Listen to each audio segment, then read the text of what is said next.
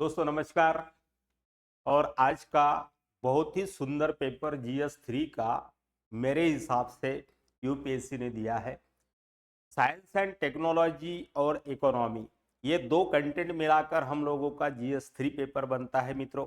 But जहां तक लगता है मुझे कि आपके पास जो भी नोट्स है या जो भी किताब आप पढ़े होंगे, सामान्य तौर पर दत्त सुंदरम पढ़ते हैं, मिश्रा पूरी पढ़ते हैं, ये बेसिक बुक है। लेकिन मुझे नहीं लगता कि यहां से कोई क्वेश्चन पुटअप हुआ है आज। और इस साल के एग्जाम में यूपीएससी बड़े खेल कर रहा है। अगर आप एक्सेस मटेरियल के रूप में सरकार की ऑथेंटिक रिपोर्ट को जब तक ना देखेंगे और ना पढ़ेंगे तो ये पेपर आपके लिए कठिन हो सकता है।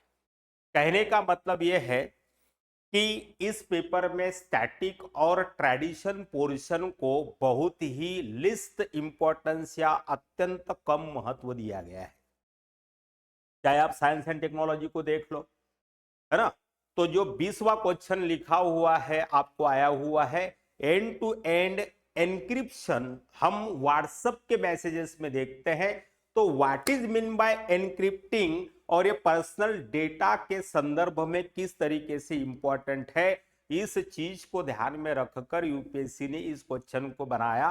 अप्रत्यक्ष तौर पर इंफॉर्मेशन टेक्नोलॉजी जो बेसिक हम लोगों का सिलेबस का पार्ट है उसके साथ जरूर ये कोरिलेटेड है, बट यहां आपको पर्सनल डेटा को कोई प्रोटेक्ट करने के लिए सरकार किस तरीके से सजग है और उसके संदर्भ में किस तरीके की उपाय योजनाओं को यहां पर किया जा रहा है, इस बात को अगर आप नहीं जानते तो शायद इस प्रश्न का उत्तर आप नहीं दे सकते। दूसरा, पिछले एक साल से एस्ट्रॉइड के संदर्भ में बहुत सारी चीजें पेपर, न्यूज, मैगजीन्स, टीवी में हम लोग सुनते आए हैं, लेकिन इस पर भी जो सवाल बनाया असल में ये एस्ट्रोनॉमी और ज्योग्राफी का क्वेश्चन बनता है, लेकिन इसमें पूछ लिया क्योंकि यहाँ जियो फिजिक्स से इसका संबंध है, समझ में आ रहा है। और डायनासोर के जमाने में जिस प्रकार के क्षुद्र ग्रहों का पृथ्वी पर 6.5 करोड़ साल पहले जो भी प्रकोप हुआ था उसके कारण जिस प्रकार के पृथ्वी के निवासियों के लिए खतरे उत्पन्न हुए थे, उस संदर्भ में सवाल पूछा है। तो कहने का मतलब मेरे भाई ये है कि अगर आप केवल और केवल स्टैटिक और ट्रेडिशनल किताबों या टेक्स्ट बुक को पढ़कर जाते हो, कोचिंग के इंस्टीट्यूट के नोट्स से पढ़कर जाते हो, तो मुझे नहीं लगता कि शायद से आपका क्वेश्चन बने। आज यूपीएससी चाहता है कि लड़का जेन्युइनली ही उतना परिपक्व हो, जेन्युइनली ही उतनी उसकी विजन हो, परसेप्शन बहुत क्लियर हो, आजू बाजू के वातावरण में या जिस फिजिकल एनवायरनमेंट में हम रह रहे हैं वहां से वो अवेयर्ड हो।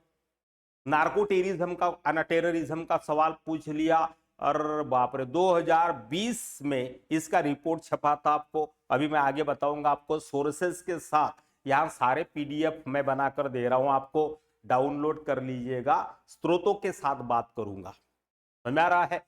कहां पर डाउन टू अर्थ मैगजीन से बहुत सारे सवाल यहां पर पूछे गए। हमारे एक मित्र हैं नीलेश झा जी, बहुत इन्होंने मुझे हेल्प करी है और हर महीने में मुझे मेरे व्हाट्सएप पर डाउन टू अर्थ मैगजीन को भेजते हैं, सारे ग्रुप में भेजते हैं।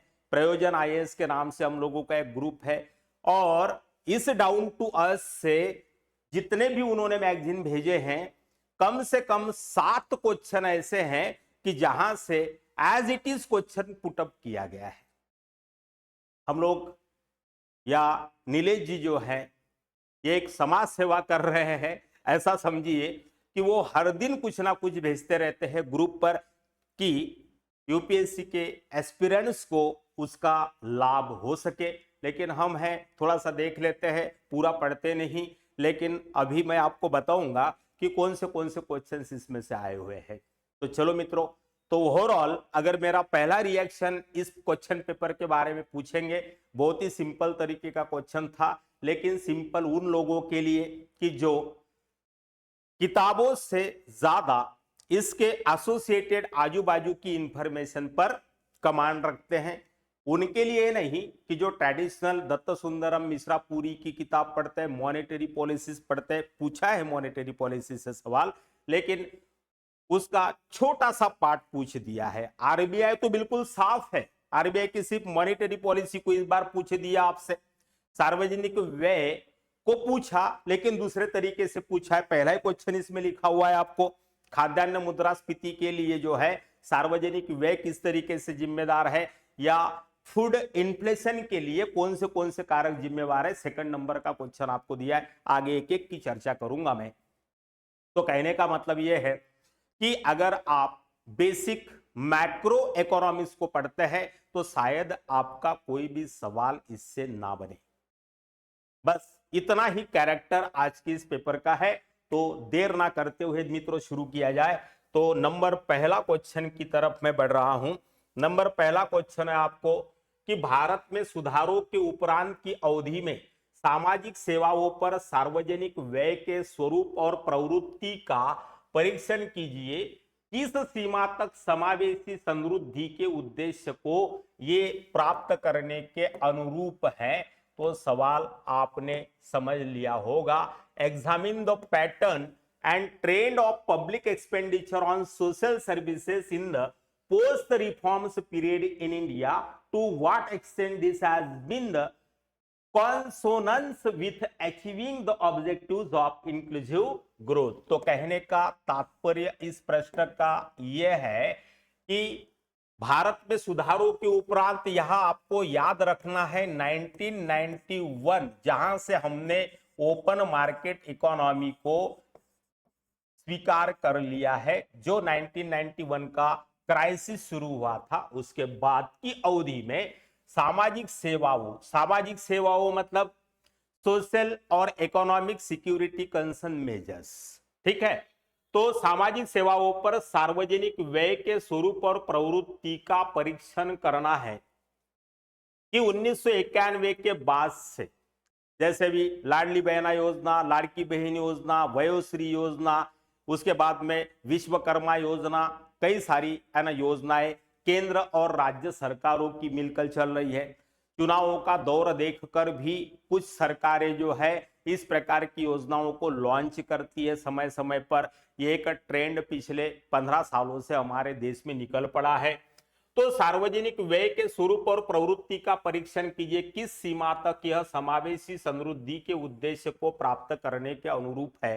तो सामान्य तौर पर इन योजनाओं का या पंचवर्षीय योजनाओं का जो हम लोगों का टारगेट था कि समाज के अंतिम आदमी, जिसको गांधी जी सर्वोदय की संकल्पना के नाम से जानते थे, तो सरकार ने सभी के 0 पैसे में जनधन के खाते खुलवाए। क्यों?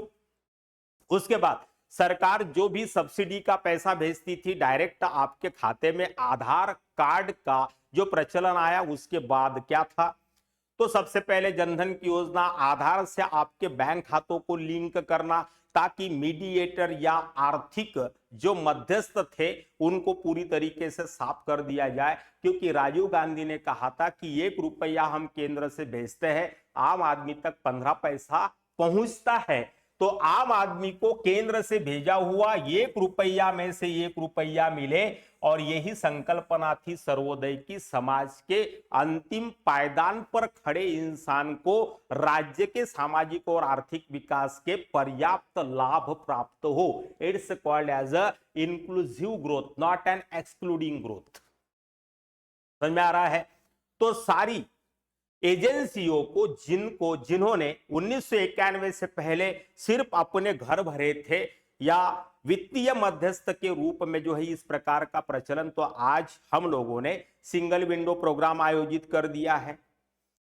सार्वजनिक व्यय पर खर्चा बढ़ा हुआ है, रोड बन रहे हैं गांवों में, महानगरों में एक्सप्रेस वेज बन रहे हैं, उड़ान आपसे पूछ लिया है। तो छोटे छोटे शहरों को कनेक्ट करने के लिए, खास तौर से जो गांव जो शहर रिमोट एरियाज में है, बहुत सारे डिजास्टर्स इलाकों में रह रहे हैं, जहां डिजास्टर के बाद इनके साथ कनेक्टिविटी टूट जाती है, छूट जाती है, उनके लिए हमने उड़ान प्रोग्राम बनाया।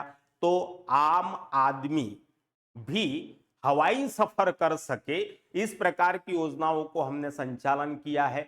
बड़े बड़े महानगरों में मेट्रो का, स्काई बसेस का पूरा जाल हम बिछा रहे हैं।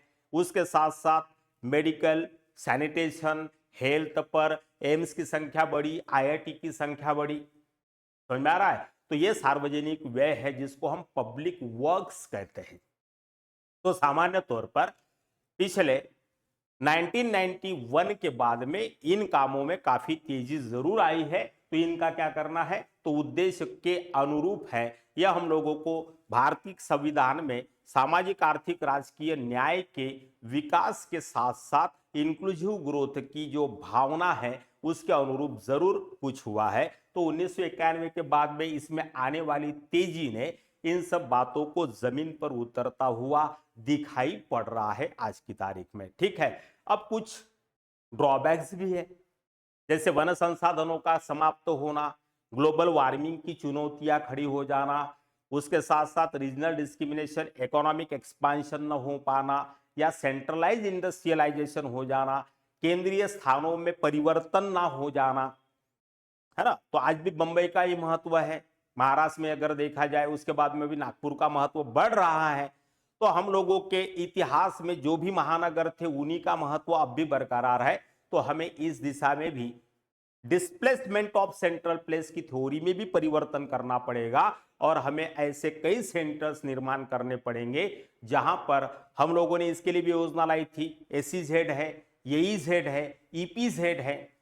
तो इस प्रकार के कई सेंटर को जमीनी स्तर पर हम लोगों को एस्टैब्लिश करना पड़ेगा। ये थोड़ा सा ड्रॉबैक है जो आहिस्ता आहिस्ता आने वाले समय में हम लोग इसकी कमी को भी पूरा कर लेंगे। लेकिन पर्याप्त विकास सार्वजनिक सेवाओं के पर सार्वजनिक व्यय के स्वरूप और प्रवृत्ति ने यहां पर आम आदमी को अंत्योदय या सर्वोदय के माध्यम से दिया हुआ है। समझ में आ रहा है? तो ग्रामीण क्षेत्र की आय जो है कई शहरों में या कई राज्यों में शहरी क्षेत्रों की तुलना में बड़ी है। ये भी स्टैटिस्टिक है गवर्नमेंट ऑफ इंडिया का या गवर्नमेंट ऑफ स्टेट्स एंड आपको जो है इनका भी। तो साधारण तौर पर इसको बताया जा सकता है कि ग्रामीण या देहाती आर्थिक समृद्धता में लोगों की आमदनियां जरूर बढ़ी है और यह सामाजिक, आर्थिक, राजनीतिक न्याय का प्रतिरूप ही वर्तमान में प्रकट होता हुआ दिखाई पड़ता है। आराम से इस प्रश्न का उत्तर आप लिख सकते थे, बहुत सारा पर्याप्त मटेरियल इसके ऊपर था। अब ये कोई किताब से है ना तो आने वाला सवाल नहीं है। आप रोज दिन पेपर, न्यूज मैगजीन में आपके पास भरा पड़ा होगा पूरा फाइल ऐसे है ना प्रश्नों का। समझ में आ रहा है? तो मस्त सवाल था। उसके बाद क्वेश्चन नंबर 2 में आएंगे। What are the causes of persistent high food inflation in India? Comment on the effectiveness of the monetary policy of the RBI to control this type of inflation. तो भारत में निरंतर उच्च खाद्य मुद्रास्फीति के कारण क्या है? इस प्रकार की मुद्रास्फीति को नियंत्रित करने में आरबीआई की मौद्रिक नीति की प्रभावशालीता पर टिप्पणी करिए। मॉनेटरी पॉलिसी, आरबीआई बेचारा खुद परेशान है क्योंकि सरकारी बैंकों के पास पैसा ही नहीं है। अब पैसा क्यों नहीं है? क्योंकि सरकार ने लोगों को पैसा खर्चा करवाने के लिए प्रवृत्त किया है। तो सबसे पहला कारण है इसका इन्फ्लेशन के बढ़ने का। इस प्रश्न में आप 4 पॉइंट को यहां पर क्या कर सकते थे, हाईलाइटेड कर सकते थे। पहला था सार्वजनिक खर्चों में होने वाली वृद्धि। जैसे अभी मैंने बताया आपको कि सार्वजनिक खर्च में इतना वृद्धि हो गया है पिछले 20 सालों में कि जमीन पर जबरदस्त लोगों ने है ना सरकारों ने पैसा खर्चा किया है, चाहे वो राज्य की हो चाहे वो केंद्र की हो। और इसका प्रचलन देश में केंद्र की सरकार ने पिछले 15 सालों में, 20 सालों में शुरू किया है। अच्छी बात है, पब्लिक वर्क्स के लिए अगर काम हो रहा है तो कोई बुरी बात नहीं है मित्रों इसमें। दूसरा है जमाखोरी पर थोड़ा सा अब भी हम लगाम लगा पाने में कामयाब नहीं हुए हैं। तो खाद्यान्न मुद्रास्फीति का बेसिक रीजन वर्तमान में आज आप भी देखेंगे तो 150 रुपए किलो से कम टमाटर नहीं है।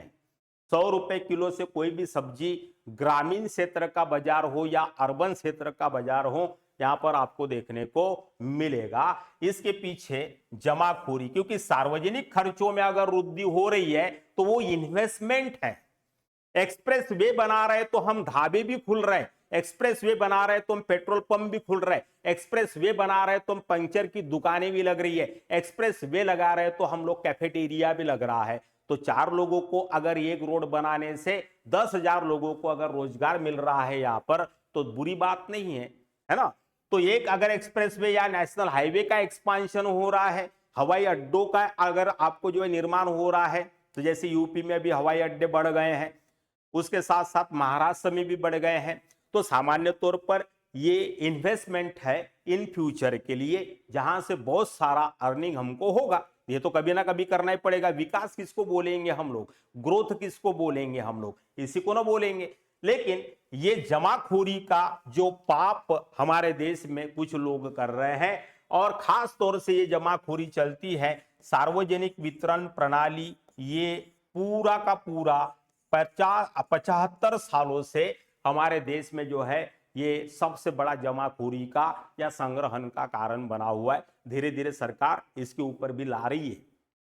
तो अभी बायोमेट्रिक्स हमको राशन मिलता है गांव देहात की दुकानों में, तो थोड़ा सा इसके ऊपर कंट्रोल जरूर आया है, लेकिन बावजूद इसके एपीएमसी के माध्यम से बोलिए, तो हमारे महाराष्ट्र में एपीएमसी को बंद करने का कानून यहां पर जो है लागू करने की कोशिश की गई थी, लेकिन जो फिनेंशियल मीडिएटर थे या ये जो दलाल, उसके साथ साथ आपको कमीशन एजेंट जो थे, इन्होंने लोक आंदोलन के माध्यम से इस कानून को पूरी तरीके से रद्द करने का सरकार के सामने प्रस्ताव रखा था। तो जमाखोरियों की भी एक लॉबिंग चलती है, और ये लॉबिंग हर राज्य में है। कृषक आंदोलन हुआ था, यहां पर कोई कृषक नहीं था भाई, लेकिन सरकार को मजबूर होना पड़ा तीनों कृषि कानूनों को वापस लेने के लिए। तो हमारे देश में विघ्न संतोषी लोग बहुत ज्यादा रहते हैं कि आपके ऊपर अगर विघ्न आता है तो इन्हें संतुष्टि मिलती है। ऐसा ही ये जो एक लॉबिंग चलता है हर राज्य में, तो ये लॉबिया जो हैं ये विघ्न संतोषी बनकर आर्थिक विकास के कामों में रुकावट बन के यहाँ पर खड़ी हो चुकी है। तो हम लोग सरकारों को दोष देने के बजाय हमारे सोसाइटी के अंदर ये रिफॉर्मेशन नैतिक स्वरूप में कैसे परिवर्तित हो, उस पर हमें ध्यान देने की जरूरत है।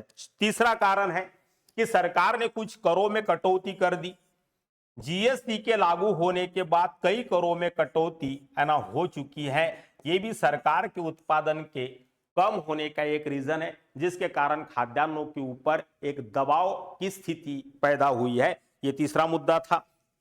दूसरा, कलेक्टिवली ग्लोबल मार्केट जो है खाद्यान्नों का, अंतरराष्ट्रीय बाजार, इसमें भी आपको जो है अंतरराष्ट्रीय बाजारों में खुद मूल्य वृद्धि हो जाने से भी राष्ट्रीय संदर्भ में जो है क्या हो गया है, इन्फ्लेशन बढ़ चुका है। क्योंकि हम सिर्फ चावल को निर्यात करते हैं, बाकी सारी चीजों को आयात करते हैं। चावल और मिलेट्स को छोड़ दिया जाए तो मिलेट्स रीजनल है, जैसे महाराष्ट्र में ज्वारी, राजस्थान में आपको बाजरी, कर्नाटका वगैरह इसी इलाके में जाओगे तो रागी आपको मिलेगा। ये मिलेट्स जो हैं ये इस प्रकार से हमारी रीजनल आवश्यकताओं को पूरा करता है, नेशनल आवश्यकताओं को पूरा नहीं करता। तो गेहूं आज भी हम अमेरिका जैसे देशों से खरीदते हैं। तो अंतरराष्ट्रीय बाजारों में ही अगर खाद्यान्नों की मूल्य वृद्धि हो चुकी है, तो जब हम लोग चावल को छोड़कर, क्योंकि चावल हमारे देश में इतना एक्सेस हो जाता है, क्योंकि सी कोस्ट के सारे राज्य चावल उत्पादक है देश में, प्रायद्वीपीय पठार के या आंतरिक भारत के भी सारे राज्य जो है हमारे देश में क्या है, राइस प्रोड्यूसर है। तो बिहार, उत्तर प्रदेश, छत्तीसगढ़, मध्य प्रदेश, ठीक है। तो इतना 140 करोड़ लोगों के आवश्यकता से ज्यादा चावल की उत्पत्ति हो जाती है, उत्पादन हो जाता है। तो इसको हम लोग एक्सपोर्ट कर देते हैं, बाकी की चीजें हम मंगाते हैं। इवन लहसुन भी हम लोगों को चाइना से मंगाना पड़ता है। तो इस प्रक्रिया में अंतरराष्ट्रीय बाजारों में जो मूल्य वृद्धि हुई है, क्योंकि सब तरफ युद्ध का या अशांति का माहौल है। आपने देखा होगा इंटरनेशनल स्तर पर आर्थिक मंदी की आहट शुरू हो चुकी है, या पर्याप्त जो है संसाधनों का अभाव पिछले 1 सालों से जो देखने को मिला है। तो अंतरराष्ट्रीय संदर्भ में भी खाद्यान्नों की जो दरें हैं उनमें जो मूल्य वृद्धि हुई है, और जैसे कि मैंने बताया सिचुएशन की, चावल को छोड़कर लगभग हर वस्तु, दलहन हो या तिलहन हो, पाम तेल हम लोग मलेशिया, इंडोनेशिया से लाते हैं, दलहन को भी हम लोग आपूर्त करते हैं बाहर से। तो इस वर्ग की जो फसलें हैं उनके उत्पादन में जो कमी देश के अंदर है, तो इसको परिपूर्ण करने के लिए हमें विदेशों से इन खाद्यान्नों को आयातित करना पड़ता है। और अंतर्राष्ट्रीय स्तर पर अगर खाद्यान्नों की कीमतों में मूल्य वृद्धि हो जाती है तो स्वाभाविक सी बात है कि देश के अंदर तो मुद्रास्फीति के ये 4 महत्वपूर्ण कारकों को बताया जा सकता है। तो ये कारण हो गए। और इस प्रकार मुद्रास्फीति को नियंत्रित करने में आरबीआई की मौद्रिक नीति की प्रभावशालीता पर टिप्पणी करिए। तो आरबीआई क्या करता है? 2 काम करता है। अगर ऐसी सिचुएशन है ना, तो इन्फ्लेशन बढ़ जाने के बाद मुद्रा का अवमूल्यन, और अगर डिप्लेशन बढ़ जाए तो मुद्रा में अधिमूल्यन। यही 2 आपको जो है प्रिवेंटिव मेजर्स है आरबीआई के पास में, तो आप वो सभी जानते हैं। इसमें ये क्वेश्चन, ये जो पहला वाला क्वेश्चन है, ये करंट बेस है और ये मुद्रास्फीति को नियंत्रित करने के जो एक ट्रेडिशनल आपको जो मेजर्स हैं जिनको हम प्रिवेंटिव मेजर्स कहते हैं, तो ट्रेडिशन के साथ करंट को जोड़ दिया है। इस प्रकार का क्वेश्चन था, बहुत ही आसान सवाल ये था। आपको क्वेश्चन नंबर 3 पर चलते हैं। तो देश के कुछ भागों में भूमि सुधारों के सफल कार्यान्वयन के लिए उत्तरदायी कारक क्या थे, स्पष्ट कीजिए। तो सॉरी, एग्रीकल्चर रिफॉर्मेशन हुआ आफ्टर द इंडिपेंडेंस। 3 महत्वपूर्ण बातें इसमें थी। एक था हदबंदी, दूसरा चकबंदी और तीसरा सहकारिता। तो हदबंदी और चकबंदी तो सफल हुआ। सरकार ने समय समय पर जो है लॉ पारित करके संविधान के अनुच्छेद 9 में इसको अपेंडिक्स 9 में डाला था भूमि सुधार कानूनों के तहत। इसके बाद आर्टिकल 30 को रिमूव कर दिया हमने, जो संपत्ति का अधिकार देता था हमको। तो संवैधानिक प्रावधानों को अप्लाई करने के बाद यहां आरंभ की 20 वर्षों में कृषि सुधार बहुत ज्यादा हुए। और इसमें जैसे मैंने कहा कि हदबंदी और चकबंदी ये 2 कानून बहुत अच्छी तरीके से, क्योंकि ये गवर्नमेंट के द्वारा जमीनी स्तर पर अप्लाई किए गए थे, लेकिन सहकारिता के क्षेत्र में पूरी तरीके से बर्बादी हो चुकी। सहकारिता या कोऑपरेटिव मूवमेंट, सामान्य तौर पर ये रसिया की जो कंसेप्ट थी, जिसको यहाँ पर आपको कोलखास कहते हैं, तो यहाँ सामूहिक खेती का कंसेप्ट था। और गांधी जी की सर्वोदय की संकल्पना में भी सहकार जुड़ा हुआ था। तो हमारे संविधान पर गांधी जी के विचारों का जो प्रभाव है, खास तौर से directive principles of state policy पर, तो इस गांधीवादी विचारों को ध्यान में रखकर हम लोगों ने सहकारिता कानून को पारित करवाया। लेकिन ग्राम स्तर पर सहकारी सोसाइटियों में हमने वहां के ग्रामीणों को यहां समाविष्ट किया और सोसाइटी के इलेक्शन होते रहे। बाद में प्रत्येक राज्य में सोसाइटी के इन मेंबरों को बड़े बड़े पॉलिटिकल पार्टीज ने हायर कर लिया। खास तौर से महाराष्ट्र का एग्जाम्पल लीजिएगा तो विदर्भ में भी जो है बहुत सारी सहकारी सोसाइटियों को गांव गांव में स्थापित किया था हमने। लेकिन विदर्भ मराठवाड़ा में पूरी तरीके से सहकार बर्बाद हो जाने का कारण यह है कि पॉलिटिकल लोगों ने ही इसका पूरी तरीके से इस्तेमाल किया। इनके पास जितने संसाधन थे, तो शुद्ध गिरनियों के लिए जगह दी गई थी सरकार के द्वारा, इसको इक्विपमेंट दिया गया था सरकार के द्वारा, बहुत सारा आर्थिक अनुदान भी प्रदान किया गया था सरकार के द्वारा। लेकिन अध्यक्ष की मिली भगत के साथ उस क्षेत्र का जो एमएलए एमपी होगा या मिनिस्टर होगा, उन्होंने इनके साथ मिलकर इन सहकार क्षेत्रों को पूरी तरीके का कोलैप्स होने दिया। दूसरा, यहाँ पर जिन बैंकों के माध्यम से सहकारी बैंकों का एस्टेब्लिशमेंट किया, इंदिरा गांधी ने जब नेशनलाइजेशन ऑफ बैंकिंग किया था तो घर तक बैंकें जाती थी और किसानों को ऋण बांटती थी। लेकिन हमने बैंकों के द्वारा या सरकार के द्वारा दिया गया ऋण एक सुविधा था, लेकिन हमने उसको अपना अधिकार मान लिया और इस बैंक को वो जो ऋण था उसका ब्याज तो छोड़िए, मूल आना भी नहीं चुकाया। इसके कारण सहकारी बैंकें पूरी तरीके से बैंकरप्ट हो गई। बाद में निर्णय लेना पड़ा आरबीआई को कि सहकारी बैंकों को पूरी तरीके से बंद कर दिया जाए। तो जितना लोगों को ऋण हमने बांटा था, लाखों करोड़ों रुपए ये ऋण था जो बैंकों का डूब गया किसान। यही कारण है कि आज किसान के पास करोड़ों रुपए की जमीन है, लेकिन कोई बैंक इसको 50,000 का ऋण नहीं देती, कर्जा नहीं देती। क्यों भाई? क्योंकि तुम्हारा कैरेक्टर सही नहीं है। लेकिन इसका खामियाजा वर्तमान की पीढ़ी को भुगतना पड़ रहा है। ये भी सार्वजनिक खर्चों में वृद्धि होने का कारण है। अब तक बड़ी बड़ी ऋण माफी जो है केंद्र की और राज्य की अगर मिला दे तो 12-12 बार जो है ऋण माफी मिल चुकी है सरकारों के द्वारा किसानों को। लेकिन किसानों की हालात में किसी प्रकार का कोई परिवर्तन सकारात्मक तौर पर देखने को नहीं मिलता। और सहकारी क्षेत्र से 75%, 75 पैसा ब्याज के दरों पर भी ऋण वापिस लौटाने की स्थिति में, तो ये आर्थिक अनैतिकता का एक लिमिट था। इसलिए सरकार ने कृषि क्षेत्र को पूरी तरीके से नजरअंदाज करना शुरू कर दिया। लेकिन दूसरी तरफ अगर देखेंगे तमिलनाडु में 78% किसान सहकारी सोसाइटी से ऋण लेकर अपनी खेती बाड़ी करते हैं। और तमिलनाडु का किसान करोड़पति क्यों है? तो ये सहकार क्षेत्र के दिए गए संसाधनों का उचित उपयोग करके अपनी आर्थिक सुबत्ता को, सुविधा को इन्होंने बढ़ा रखा है। और पश्चिम महाराष्ट्र में देख लीजिए, गुलाब की खेती कर रहा है किसान। तो सहकार क्षेत्र को यहां पर जिस तरीके से सरकारी संसाधनों को इस तरीके से, तो शक्कर के जो कारखाने बने हैं, गन्ना उत्पादक, ये गन्ना उत्पादक जो है गन्ने का उत्पादन भी करता है, इथेनॉल भी बनाता है, अल्कोहल भी बना रहा, और शक्कर का कारखाने में भी आपको शेयर होल्डर है। तो एक ही प्रोडक्शन से चार चार तरह के उत्पादन करेगा इंसान। तो सामान्य तौर पर तो क्यों हुआ सहकार क्षेत्र एक ही राज्य में, जैसे मैंने भी यहां पर केस स्टडी बताया आपको, महाराष्ट्र में, पश्चिम महाराष्ट्र में सहकार क्षेत्र सफल हो जाता है, लेकिन विदर्भ और मराठवाड़ा का किसान अब भी आत्महत्या करने को मजबूर है।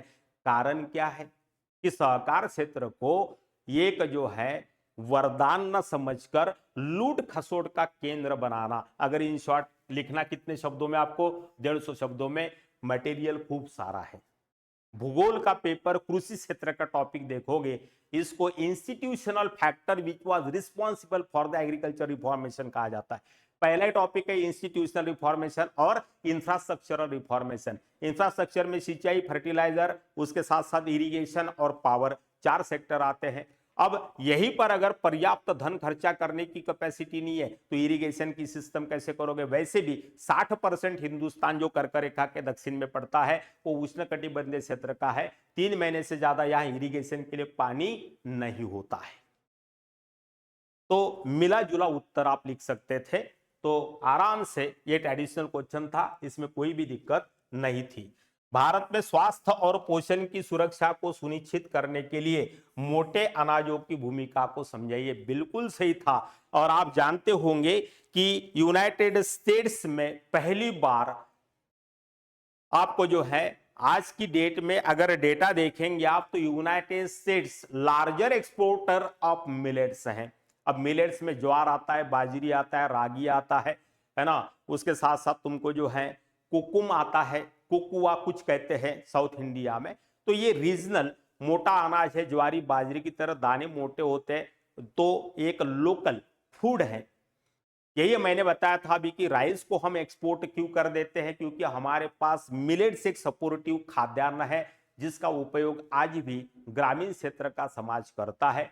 हमारे यहाँ पर रोज शाम को जो है ज्वारी की या बाजरे की रोटी बनती है या मिक्सिंग वाला। अभी खाद्यान्न स्वास्थ्य पोषण में आप देखते होंगे पतंजलि का आटा आता है, मल्टीग्रेन आटा। ये क्या दर्शा रहा है आपको? स्वास्थ्य और पोषण की सुरक्षा।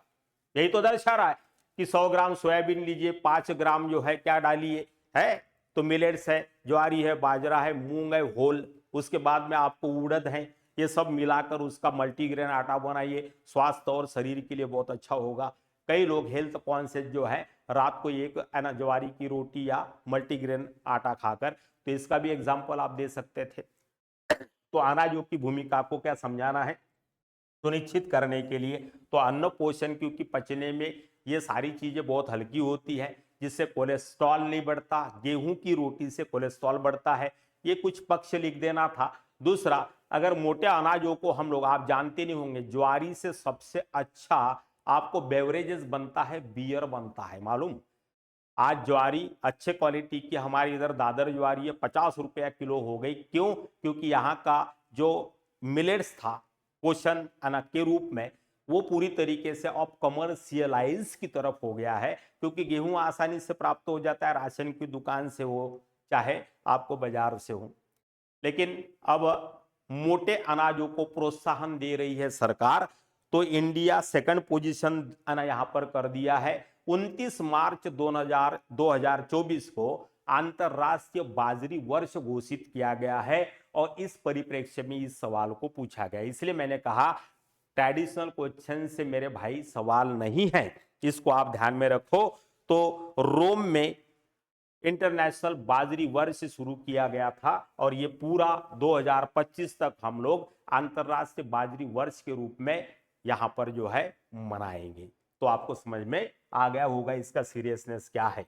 जब यहां पर जो है एफएओ के नेतृत्व में ये सब हो रहा है तो इसका मतलब आप समझते हैं। तो एफओए का मुख्यालय जो रोम में है वहीं पर एफएओ ने इसको अंतरराष्ट्रीय बाजरी वर्ष के रूप में घोषित किया है। इसको डाल देते बाबा रामदेव के मल्टीग्रेन आटे का, आपके घरों में भी मल्टीग्रेन आटा पड़ा होगा, फ्रिज में रख दी होंगी हमारी माँ, चला जाए कोई दिक्कत नहीं। उसके बाद नंबर 5वां, जीवन सामग्रियों के संदर्भ में बौद्धिक संपदा अधिकारों का वर्तमान विश्व परिदृश्य क्या है। यद्यपि भारत पेटेंट दाखिल करने के मामले में दुनिया में दूसरे स्थान पर है, फिर भी केवल कुछ ही का व्यावसायीकरण किया गया है। इस कम व्यावसायीकरण के कारणों को स्पष्ट करिए भाई, समझ में आ रहा है। तो नीम के ऊपर हम लोग जब प्रिपरेशन करते थे तो पेटेंट मांग लिया गया। कई विकसित देशों ने नीम को पेटेंट करने की कोशिश की थी, कुछ ने हल्दी को पेटेंट करने की कोशिश की थी। हमारे देश में परंपरागत तरीके से काली हल्दी का जो है क्या हो जाता है, यूज किया जाता है मेडिसिनल। और आप जानकर हैरान होंगे, काली हल्दी से किसी भी प्रकार के कैंसर की कोशिकाओं में वृद्धि होने से रोका जाता है। इसलिए हमारे रोज के भोजन में, सब्जी में या हर चीज में हम हल्दी का इस्तेमाल इसलिए करते हैं। ऐसा प्राय किसी देश की भोजन प्रणाली में नहीं होता सिवाय हिंदुस्तान के। तो हल्दी के परंपरागत उपयोगों को, अगर आपका कुछ जला हो है ना, आपको जो है चोट लग गई हो, तो उसके ऊपर हल्दी और गुड़ का लेप जो है चिपका देते थे हम। 3 दिन में इसको जो है खपला पकड़ जाता था। तो इस प्रकार की जो हल्दी के औषधीय गुणों को हमने देखा है, समझ आ रहा है। तो काली हल्दी का पेटेंट के पीछे ये लोग लग गए थे। तो हमारे देश के कुछ वैज्ञानिक थे जिन्होंने यहां पर अपना दावा प्रस्तुत किया और नीम तथा हल्दी को जो है पेटेंट होने से बचाया। तो सामान्य तौर पर हमारे सरकारों की जागरूकता यहां पर थोड़ी कम है और हम मैक्सिमम प्रोसेस पेटेंट पर ही ध्यान देते हैं। हम लोगों का ध्यान जो है प्रोडक्ट पेटेंट पर नहीं है। पेटेंट 2 तरह का होता है मेरे भाई। WTO का जो ऑर्गेनाइजेशन है, इसमें पेटेंट की परिभाषा आपको मिलेगी। और जैसे मैंने कहा कि 1991 के बाद जब हम लोग WTO का सदस्य बन गए, तो WTO के जो भी प्रावधान है वो हमारे ऊपर भी लागू होते हैं आज की तारीख में। और इन पे प्रावधानों में 2 तरह का पेटेंट देखने को मिलेगा, एक प्रोडक्ट पेटेंट, दूसरा प्रोसेस पेटेंट। तो प्रोडक्ट पेटेंट की तरफ हम लोगों को ध्यान देना होगा। तो रघुनाथ माशेलकर जी ने पहली बार अपना एक लेख लिखा था जब हल्दी के पेटेंट के ऊपर अतिक्रमण कर दिया गया था। भला हो रघुनाथ माशेलकर जी का कि इन्होंने सुप्रीम कोर्ट से लेकर जो है यूनाइटेड नेशन ऑर्गेनाइजेशन तक सरकार के माध्यम से इस बात को फैलाया था और पेटेंट की इस प्रक्रिया को और प्रणाली को WTO के तहत जो है बदलने की कोशिश की थी।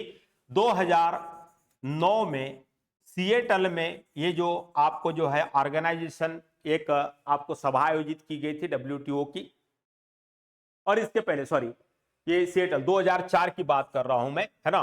तो यहां पर जो है आपको उस वक्त के वाणिज्य मंत्री ने इसी बात को ध्यान में रखकर, हमारा प्रॉब्लम क्या है कि हमारे देश में 80% लोग आज भी खेती किसानी से बिलोंग करते हैं, लेकिन WTO के प्रावधानों के अंतर्गत कृषि क्षेत्र से संबंधित विवाद इतने विकसित और विकासशील देशों के बीच मौजूद हैं कि इनमें प्रचंड आपको जो है अंतर दिखाई पड़ता है। ग्रीन बॉक्स, अंबर बॉक्स, ब्लू बॉक्स के बीच में भी आपको जो है डिप्रीविएशन है, डिस्क्रिमिनेशन है। विकासशील देशों के साथ विकसित राज्य यहां पर जुल्म कर रहे हैं।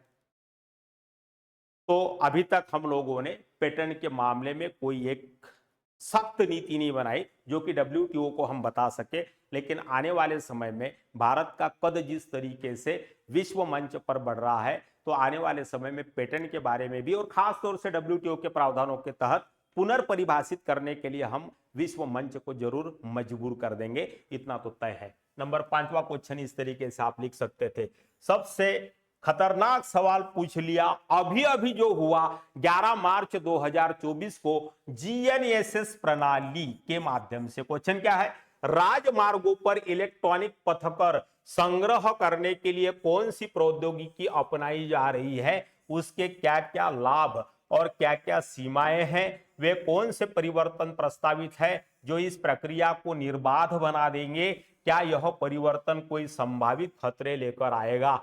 4 सवाल पूछ लिया, 4 एक एक का जवाब देते हैं। 150 शब्दों में लिखना है, तो कहने का मतलब यह है कि ज्यादा से ज्यादा एक एक सवाल पर 30-35 शब्द आपको लिखना है। राजमार्गों पर इलेक्ट्रॉनिक पथकर संग्रह करने के लिए कौन सी प्रौद्योगिकी अपनाई जा रही है मेरे भाई, सरकार और तुम्हारी जेब पर एक डाका डालने जा रही है, और वो डाका है टोल टैक्स की जगह पर अब टोल टैक्स वाला जमीन पर नजर रख रहा है आपके आने और जाने पर। अब हमने सैटेलाइट के माध्यम से क्या करना है, तो जीएनएसएस प्रणाली है जो ऊपर लगाई जाएगी, और तुम कहां से मतलब टोल नाके को चकमा देकर आजू बाजू से भी घूम रहे होंगे तो भी तुम्हारे घर में नोटिस पहुंच जाएगा, ऐसी ये प्रणाली है। तो सम्माननीय नितिन गडकरी साहब ने इसका एक डेमो भी शुरू कर दिया है। तो ये है गवर्नमेंट का सिस्टम जो मैंने यहां पर पीडीएफ में दिया है, आप आफ्टर द क्लास इस पीडीएफ को डाउनलोड भी कर सकते हैं, यह आप ही का संपत्ति है, टेंशन मत लीजिएगा। टेलीग्राम का लिंक मैं भेज रहा हूं, और ये सारे डॉक्यूमेंट जो है ये सरकारी डॉक्यूमेंट है, इसलिए इस पर भरोसा जरूर किया जा सकता है। बड़ी मेहनत की है भाई आपको बताने के लिए कि आप जिस सीरियसनेस के साथ ये इतनी किताबें रखकर पढ़ लेते हो, है ना, 5-5 घंटा 12-12 घंटा हमारा बच्चा जो लाइब्रेरी तोड़ रहा है, ज्यादा से ज्यादा 4 या 5 घंटे की पढ़ाई करो। और सबसे बड़ी बात, कोचिंग वाले का कभी मत सुनो, कभी मत सुनो, कोचिंग वाला को अक्ल नहीं है बिल्कुल भी, साफ बात कह रहा हूं। एक भी सवाल नहीं आया, एक भी। जो आप टेस्ट सीरीज लगाते थे, पूछो जो भी बच्चा दिया, मेरे पास में तथ्य हैं, कम से कम 20 आपको पीडीएफ और वीडियोस डाउनलोड है, जो लड़का सेंटर से निकला और बता रहा है रिपोर्टर को कि बकवास है। बिल्कुल भी नहीं, अपने मन से पढ़ाई करो और एरियाज को देखो। पहले तो सिलेबस को डिफाइन करो, डिजाइन करो, और उसके बाद करंट में जो कुछ हो रहा है उसको ध्यान रखो। तारीख बता दिया 11 सितंबर 2024 का, इस पर वीडियोस भी मिल जाएंगे आपको, यूट्यूब पर जाकर देखोगे तो। यूट्यूब पर क्या देखते हैं हम लोग, ये नहीं देखोगे, बहुत सारी जानकारियां मिलती है यूट्यूब से। सोशल मीडिया के ऊपर भी सवाल पूछ दिया है, लेकिन हम सोशल मीडिया का इस्तेमाल कैसे करते हैं इस बात पर तो विवेक निर्माण होना चाहिए। टेक्नोलॉजी का यूज करते समय विज्ञान के साथ साथ विवेक अगर निर्माण ना हो तो ये दोधारी तलवारें बर्बाद कर देगा हमें और आने वाले हमारी पीढ़ियों को, है। तो आजकल जवान लड़का, युवा लड़का सोशल मीडिया का कैसे इस्तेमाल कर रहा है सभी जानते हैं, मुझे अलग से बताने की जरूरत नहीं है। तो क्या लिखा, it is intended to eventually replace FASTag for toll collection. तो यहां पर यह पहला सवाल है कि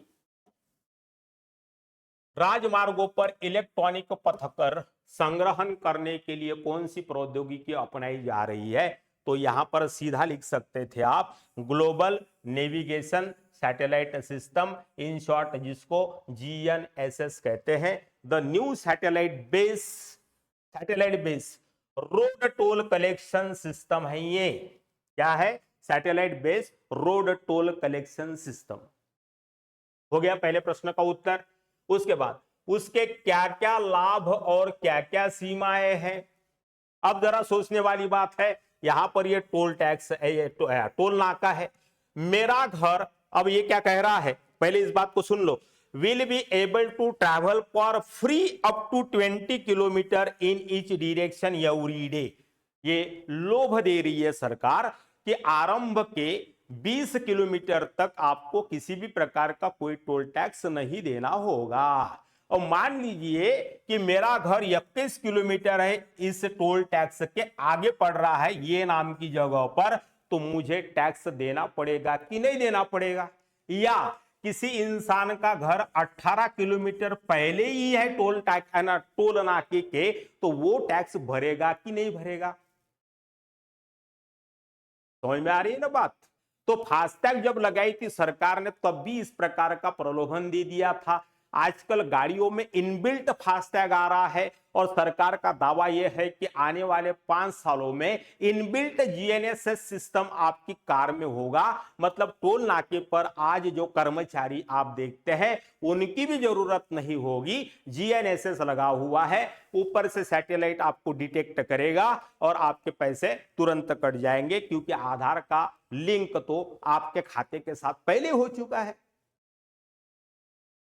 बड़ा खतरनाक है। तो और डाका डालने का कोशिश चल रहा है। और दूसरा, हर 20 किलोमीटर, अब जरा सोचने वाली बात, 20 किलोमीटर तक फ्री मिलेगा और 20 किलोमीटर चल दिए उसके बाद में पहला टोल लगेगा 20 किलोमीटर आगे, और 20 कितना भी टोल नाकों का संख्या बढ़ा सकती है सरकार। हमारे देश में कई जगहों पर आपने देखा होगा, कई जगहों पर आज तक के न्यूज चैनल में सुधीर चौधरी ने एक पिछले हफ्ते आपको जो एक सीरीज चलाया था कि टोल टैक्स के डाके के नाम से, सोर्सेस बता दे रहा हूं, और इन्होंने ये है ना इसमें एग्जांपल दिया था, मैं सिर्फ आपको एक सर्वे बता रहा हूं। 100 रुपया अगर किसी सड़क को 40 किलोमीटर तक बनाने में लग गए हैं, लेकिन इन्होंने ऐसे ऐसे सर्वे और ऐसे ऐसे तथ्य निकाले हैं कि इस 40 किलोमीटर जहां 100 करोड़ रुपया खर्चा हुआ था, वहां पर 5,000 करोड़ की टोल वसूली हो चुकी है, फिर भी टोल नाका बंद नहीं हुआ। मैंने सोर्स बता दिया। सुधीर चौधरी का ब्लैक एंड व्हाइट कार्यक्रम आजकल आज तक में आता है, पहले जी न्यूज में आता था। इन्होंने कंप्लीट सप्ताह भर की सीरीज डाली थी। आप गूगल जाकर सर्च करोगे Sudhir Chaudhary toll tax episode डालेंगे तो रपारप आपको वीडियो मिल जाएंगे, और ये तथ्य यहां पर लिख देने थे। तो आप क्या करेंगे, उसके क्या क्या लाभ हैं और क्या क्या सीमाएं हैं। लाभ है कि कई लोगों को बेरोजगार कर देंगे आप। तो जैसे सरकार अभी वन नेशन वन इलेक्शन पे बात कर रही है कि इतना 1,000 करोड़ रुपए बचेगा, तो में आ रहा है, लेकिन सरकारों से यह कोई नहीं पूछता कि 5 लाख करोड़ रुपए 50 लाख करोड़ रुपए से ज्यादा चुनाव खर्च करने के लिए पैसा कहां से आता है हमको। 60,000 करोड़ का ये जो बजट है चुनावों को संपन्न कराने का, उस पर तो बात होती है। फिर सुप्रीम कोर्ट के अंतर्गत आपको पता होगा इलेक्शन बॉन्ड का मुद्दा अभी भी पेंडिंग है, समझ आ रहा है। तो बहुत सारा अभी भी चल रहा है, टेंशन मत लीजिए, आप खुद समझदार है, मुझे क्या कहना है। तो लाभ और हानियों को बता दिया। वे कौन से प्रस्तावित परिवर्तन प्रस्तावित है जो इस प्रक्रिया को निर्बाध बना देंगे, मैंने अभी बताया। तो टोल टैक्स पर रुकने की जरूरत नहीं पड़ेगी आपको। वो जो दंडा होता है टोल टैक्स पर, वो भी तो परिवहन की गति में आपको कोई रुकावट नहीं आएगी, लेकिन उसके लिए पैसा चुकाना पड़ेगा। पैसा से सब कुछ होता है भाई, इसलिए आईएएस बनिए, आईपीएस बनिए। आपकी गाड़ी देखकर ही कोई नहीं रोकेगा आपको, क्योंकि आपका नंबर सैटेलाइट को पता होगा कि बॉस जा रहे हैं जी लेके, मालूम है चला जाए। उसके बाद क्या यह परिवर्तन कोई संभावित खतरे लेकर आएगा? बिल्कुल, तोड़ तो हमारे पास है ही।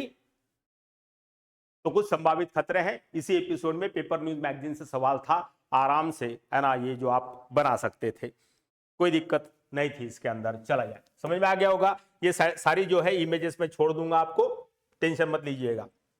उसके बाद क्वेश्चन नंबर 77 है। तो यहां पर बताया गया भारत में नदियों के जल का औद्योगिक प्रदूषण एक महत्वपूर्ण पर्यावरणीय मुद्दा है। पर्यावरण, इकोलॉजी, इकोसिस्टम पर बहुत सारे क्वेश्चन जो है जियो इकोनॉमिक्स के पार्ट के अंतर्गत इस बार पूछे गए हैं। इस समस्या से निपटने के लिए विभिन्न शमन उपायों और इस संबंध में सरकारी पहल की चर्चा करिए। तो जैसे मैंने अभी रेफरेंस बताया था, हमारे झाजी का बड़ा उपकार है, सोर्स है डाउन टू अर्थ। क्या लिखा है भाई? ये पत्रिका है, आपको शायद से, मुझे पूरी तरीके से याद नहीं, मटेरियल से आप निकाल सकते हो, है ना। तो डाउन टू अर्थ पत्रिका में पूरा ये छपा हुआ था इन तरीकों से नदियों को प्रदूषण से बचा सकती है नई सरकार। गंगा सहित देश की सभी नदियों को प्रदूषण से बचाने के लिए नई सरकार को छोटे छोटे उपाय करने होंगे। सीएसी ने गहरे अध्ययन के बाद 10 बिंदु सुझाए हैं जिन पर सरकार गौर कर सकती है। नई सरकार को यह समझना होगा कि सभी नदियां प्रदूषित हो चुकी हैं। 36 में से 31 राज्य और केंद्र शासित प्रदेशों से गुजर रही नदियों में प्रदूषण बढ़ रहा है। केंद्रीय प्रदूषण नियंत्रण बोर्ड के आंकड़ों के मुताबिक 2015 में नदियों के 32 हिस्से प्रदूषित थे, जो 2018 में बढ़कर 45 हो चुके हैं। अनियोजित शहरीकरण के कारण नदी के किनारों पर अशोधित जल की मात्रा काफी बढ़ गई है। नदी का पानी पीने के लिए शहरों में भेजा जाता है और शहरों से सीवेज और औद्योगिक प्रदूषित पानी वापस नदी में पहुंच जाता है। ऐसे में बेहद जरूरी हो गया है कि देश के सभी जलाशयों की तत्काल सफाई किया जाए। ये सारे 10 बिंदु यहां पर लिखे हुए हैं, डाउन टू अर्थ सोर्स है, कोई इकोनॉमी की किताब में नहीं लिखा हुआ है और कोई कोचिंग क्लास में पढ़ाने वाले की नजर यहां तक नहीं पहुंचती है। मेरा कहने का सामान्य मतलब यह है कि आप अभी अपने आसपास जो भी सरकारी ऑथेंटिक रिपोर्ट आती है, ये सरकार जब तक सत्ता में है, याद रखिए भाई, अभी ये आगे की भी बात बता दे रहा हूं आपको, ये सरकार जब तक सत्ता में है ट्रेडिशन क्वेश्चन बिल्कुल भी नहीं पूछेगी, जो न्यूज में है उसी को ना पूछेगी। तो ये डाउन टू अर्थ पत्रिका है, पूरा पीडीएफ है, लगभग 36 पन्नों का, आप डाउनलोड कर लीजिएगा और पर्याप्त मटेरियल है। पूछा है 150 शब्दों में, हमारे पास 15 लाख शब्दों का मटेरियल है। यकीन नहीं आता, देख ले, सब कुछ लिखा हुआ है इसके अंदर, ये देखो सब लिखा हुआ है, सब कुछ मिल जाएगा। नेशनल ग्रीन ट्रिब्यूनल भी बना हुआ है, उपाय योजना भी बताई गई है, सरकार क्या कर रही है ये भी बता दिया है। लेखिका दिल्ली में स्थित centre for science and environment में प्रोग्राम मैनेजर हैं। समझ में आ गया? तो ये सेन गुप्ता जी का आर्टिकल था जो डाउन टू अर्थ पत्रिका में छपकर आया था, इसको आप देख ले और अपने उत्तर का अच्छे से निपटारा कर दे। चला जाए, क्वेश्चन नंबर 8 है, भारत में प्रमुख परियोजनाओं के लिए पर्यावरणीय प्रभाव आकलन EIA परिणामों को प्रभावित करने में पर्यावरणीय गैर सरकारी संगठन और कार्यकर्ता क्या क्या भूमिका निभाते हैं, सभी महत्वपूर्ण विवरणों सहित 4 उदाहरण देने हैं। तो इसमें भी मैंने जो है आपके लिए एक PDF खोज निकाला, सरकार का ये जो है डॉक्यूमेंटेशन है। पर्यावरणीय प्रभाव आकलन एक प्रक्रिया है जिसके जरिए, पहले तो इसको उद्देश्य समझ ले कि पर्यावरण प्रभाव आकलन होता क्या है।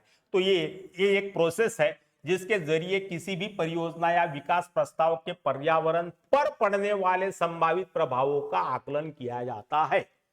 यह एक निर्णय लेने का टूल है जिसका इस्तेमाल इस बात का पता लगाने के लिए किया जाता है कि आर्थिक और पर्यावरणीय लागतों तथा लाभों का सबसे अच्छा संयोजन किस विकल्प में है, और EIA से जुड़ी कुछ बातें हैं। तो ये 5 महत्वपूर्ण बिंदु है कि EIA से निर्णय लेने वालों को पर्यावरण पर पड़ने वाले संभावित प्रभावों के बारे में जानकारी मिलती है और गैर सरकारी संगठनों का दायित्व यह है कि सरकार को इस प्रकार से संसूचित किया जाए कि जो भी परियोजना उस पर्यावरण के क्षेत्र में या उस क्षेत्र में लगाई जा रही है उसके संभावित खतरों से आगाह करे, जैसे कि साइलेंट वैली प्रोजेक्ट में कुंठी रिजर्वायर के संदर्भ में हुआ था। तो जो एनवायरमेंटलिस्ट हैं उनके कारण साइलेंट वैली, आपको सभी को मालूम है कि विश्व की सबसे 8000 आपको जो है बटरफ्लाइज की प्रजातियां यहां पर पाई जाती है, और कुंठी रिजर्वायर जिस पर पावर प्रोजेक्ट भी प्रस्तावित था, वहां पर आपको जो है इन इकोलॉजिस्ट के द्वारा, एनवायरमेंटलिस्ट के द्वारा जो प्रखर विरोध हुआ, तो आरे के जंगलों को काटने का मुद्दा भी आपने देखा होगा पेपर न्यूज में। उसके साथ एनरॉन प्रोजेक्ट था हमारे देश में जो यहां कोंकण सर्कल में लगाने वाले थे, जिसके लिए 1998 में माइकल जैक्सन को बंबई में नचवाया था हमने, उस वक्त जो है सरकार जो थी। लेकिन ये प्रोजेक्ट खत्म हो गया और एनरॉन का जो CEO था उसने अमेरिका में जाके आत्महत्या कर ली, क्योंकि एनरॉन प्रोजेक्ट पर जितना पैसा खर्चा हुआ तो उसकी रिकवरी निकली थी उनके ऊपर। तो कई सारे एग्जाम्पल्स इस तरीके के दिए जा सकते हैं।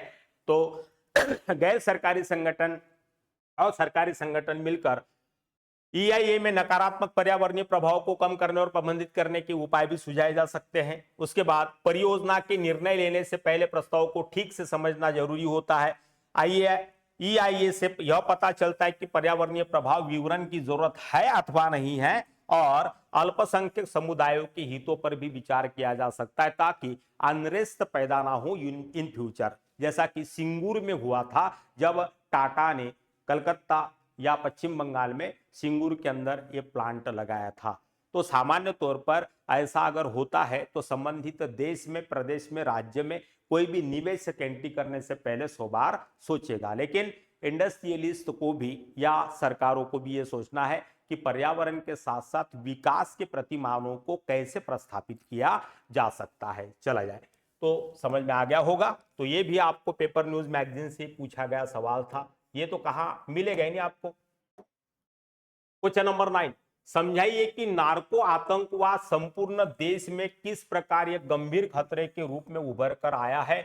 नार्को आतंकवाद से निपटने के लिए समुचित उपायों पर सुझाव दीजिए। बहुत ही सवाल, बढ़िया सवाल था, और जितना आप लिख सकते थे उतना इसके ऊपर लिख सकते थे। लेकिन नार्को आतंकवाद को एक अन्य शब्द जिसको स्वापक आतंकवाद भी कहते हैं, याद रखना, अगली बार इस शब्द का इस्तेमाल करेगा यूपीएससी, जैसी इसकी आदत है तुम समझोगे। अब इस बार तुम नार्को आतंकवाद को पढ़कर जाओगे, लेकिन अगली बार स्वापक आतंकवाद है ना क्या कर देगा, क्योंकि पहले पेपर में भी हमने देखा था ट्रीजर क्या होते हैं। तो ट्रीजर कुछ नहीं होता, साइक्लोन से पहले उत्पन्न होने वाले ऐसे हवाओं का भंवर है जिसके केंद्र में लो प्रेशर और आजू बाजू में हाई प्रेशर होता है। लेकिन ट्रीमर शब्द बोलने के बाद आपका दिमाग खराब हो गया। ठीक इस प्रकार से यहां पर भी हो सकता है। तो स्वापक आतंकवाद कहते हैं इसको, और इस शब्द का इस्तेमाल अर्थात नार्को टेररिज्म का इस्तेमाल सबसे पहले अमेरिका में हुआ था, और अमेरिका ने ही इसकी प्रस्तुत विचारधारा में एक ऐसा डॉक्यूमेंटेशन तैयार किया था जो आपकी इंफॉर्मेशन के लिए यहां पर लगभग 30 पन्नों में मैंने रखा हुआ है। सारे सवालों का जवाब अभी के और आने वाले समय में अगर स्वापक आतंकवाद के संदर्भ में पूछता है तो ये कटिंग पीडीएफ का आप अपने नोट्स में उतार ले। बहुत सारा चीजें बताऊंगा मैं अभी आगे, है ना। तो इसी प्रश्न पर फोकस करते हैं फिलहाल, ठीक है। तो पहली बार यूएसए में मादक पदार्थों और आतंकवाद के बीच के रिलेशन को इन्होंने प्रस्तुत किया था। तो ये इस हेडिंग से भारत के संदर्भ में सबसे मोस्ट इंपॉर्टेंट है कि देश के दुश्मनों के लिए नार्को आतंकवाद बना नया हथियार, सीमावर्ती राज्यों के युवा सबसे ज्यादा हो रहे शिकार। इस हेडिंग से ये जो है डॉक्यूमेंटेशन छपा है, समझ में आ रहा है। और अभी मणिपुर में, समझ में आ रहा है, मणिपुर में ये जो कुकी समुदाय है इनके पास जो एडवांस हथियार मिल रहे हैं, अमेरिका को शंका और शक है कि नार्को आतंकवाद या सीमावर्ती राज्यों में मादक पदार्थों की तस्करी से यहां के लोगों को हथियारों के साथ साथ पैसा पहुंचाया जा रहा है। ड्रोन कहां से आए इनके पास भाई, जिससे ये हमले कर रहे हैं।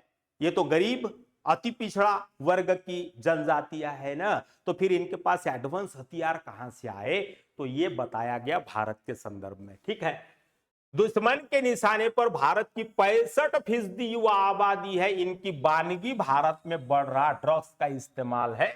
भारत की 65% आबादी जो युवा है, भारत का विकास जो देश नहीं चाहते या विकास को बाधित करना चाहते हैं, ये वे युवाओं को गुमराह करने के लिए कई तरीके के प्रयास करते हैं। नार्को टेररिज्म उनकी इसी रणनीति का हिस्सा है, और खास तौर से चाइना, खास तौर से पाकिस्तान, उड़ता पंजाब आपने देख लिया होगा। इस सिनेमा में इसी विषय को ये ट्रिब्यूट किया गया सिनेमा था। सब हमारे आसपास घटित हो रहा है, नजर पैदा करिए तो सब मिल जाएगा।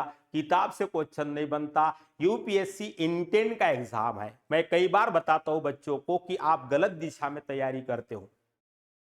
समझ में आ रहा है? आपके अंदर जो है ना उसका एग्जाम है, ये बाहर का नहीं है।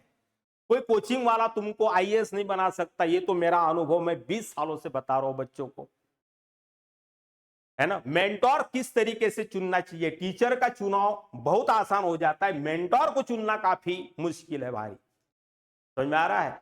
ऊट सूट गांव से जमीन वमीन बेच के बैग भर के चले गए दिल्ली मुखर्जी नगर में रहने। समझ में आ रहा है? बकवासबाजी चल रही है पूरा, कहीं से सवाल नहीं पूछेगा, सारे पेपर न्यूज मैगजीन से सवाल पूछेगा, ज्यादा से ज्यादा 1 घंटे में तैयारी होती है आज के पेपर की, अगर करने वाला हो तो। समझे? भारत नार्को टेररिज्म की विभीषिका का सामना कर रहा है, इसके तार पाकिस्तान और अफगानिस्तान से लेकर चीन, म्यांमार, मोजम्बिक और ईरान तक में फैले हुए हैं। बताइए कितनी बड़ी और कितनी सीरियस बात है। और म्यांमार में भी हो रहा है, बांग्लादेश में भी हो रहा है, उसके बाद में नेपाल भी शामिल है इसमें। जब जब नेपाल में कम्युनिज्म की सरकार या प्रचंड की सरकार आती है, तब तब चाइना के लिए क्या हो जाता है। अभी भी जो है ना, ये जो शर्मा ओली आते हैं, तो ये आपको कम्युनिज्म वाले हैं, जिनको माओवादी कहते हैं, इनकी सरकार जब जब भी नेपाल में सत्तासीन होती है, नेपाली कांग्रेस से हम लोगों को कोई खतरा नहीं है, लेकिन चीन के रास्ते या आजकल जो मोबाइल वगैरह जो आते हैं, तो नेपाल में मैन आपको जो है मेड इन इंडिया का सिक्का मार के, क्योंकि सभी जानते हैं नेपाल के साथ हम लोगों के रिलेशन जो है, तो यहाँ बॉर्डर खुली हुई है, सीमा है इधर। कैसे आई थी हमारे देश में? इसी बॉर्डर से तो आई थी। मतलब देखिए कि पाकिस्तान से जासूस भी घुस जाएगा तो हम लोगों को पता नहीं चलेगा। क्यों करती है सरकारें, समझ से बाहर है। समझ में आ रहा ना? ये जो खुली सीमाएं हैं हमारे देश की, कुछ कुछ देशों को हमने मोस्ट फेवर्ड नेशन का जो दर्जा दे रखा हुआ है, लेकिन वो भारत को मोस्ट फेवर्ड नेशन नहीं मानते। समझ में आ रहा? भारत को सराय मानते हैं। तो बांग्लादेश में जो कुछ भी हो गया तो हम लोगों को आने दो आपके देश में, नेपाल में जो कुछ भी हो रहा तो हम लोग घुस जाते हैं नेपाल, भारत के अंदर। CAA-NRC का महत्व जो इसी कंसर्न, इसी संदर्भ में था। समझ में आ रहा है? चला जाए तो ये सारी चीजें हैं। उसके बाद बहुत सारी रिपोर्ट, बहुत बड़ी रिपोर्ट है ये, तो सारे के सारे यहां पर आपको केस स्टडीज भी दिए हैं, और कौन से साल में कितना ड्रग्स पकड़ाया गया है, ये तो पकड़ने वालों की बात है। इसके बाद पूर्व लेफ्टिनेंट जनरल मोहन भंडारी का भी इसमें जो आपको क्या दिया हुआ है, वक्तव्य दिया है। राष्ट्रीय अपराध रिकॉर्ड ब्यूरो NCRB के भी आंकड़े दिए गए हैं। सारा का सारा चीज डाउनलोड कर लेना, आगे भी भविष्य में पूछ सकता है आपसे। इसके बाद है ना, रेड केक जो है युवा पीढ़ी की सोच को कर रहा है एक खोखला। तो युवा पीढ़ी पर किस किस प्रकार के जो है आपको, तो शाहरुख खान का लड़का पकड़ा गया था, याद है आपको? ड्रग्स और आतंक की कनेक्शन, ये सारा कनेक्शन आपको लिखना था इसके अंदर। नार्को आतंकवाद शब्द का इस्तेमाल कब हुआ? जैसे मैंने अभी बताया आपको कि इसका शब्द का इस्तेमाल पहली बार अमेरिका में किया गया था, जब बोलीविया, कोलंबिया, पेरू, निकारागुआ और अन्य मध्य अमेरिकी देशों में ड्रग तस्करों ने अवैध व्यापार को एक पेशे के रूप में संगठित और समानांतर सरकार चलाई थी। सरकारें चला रहे हैं ड्रग तस्कर।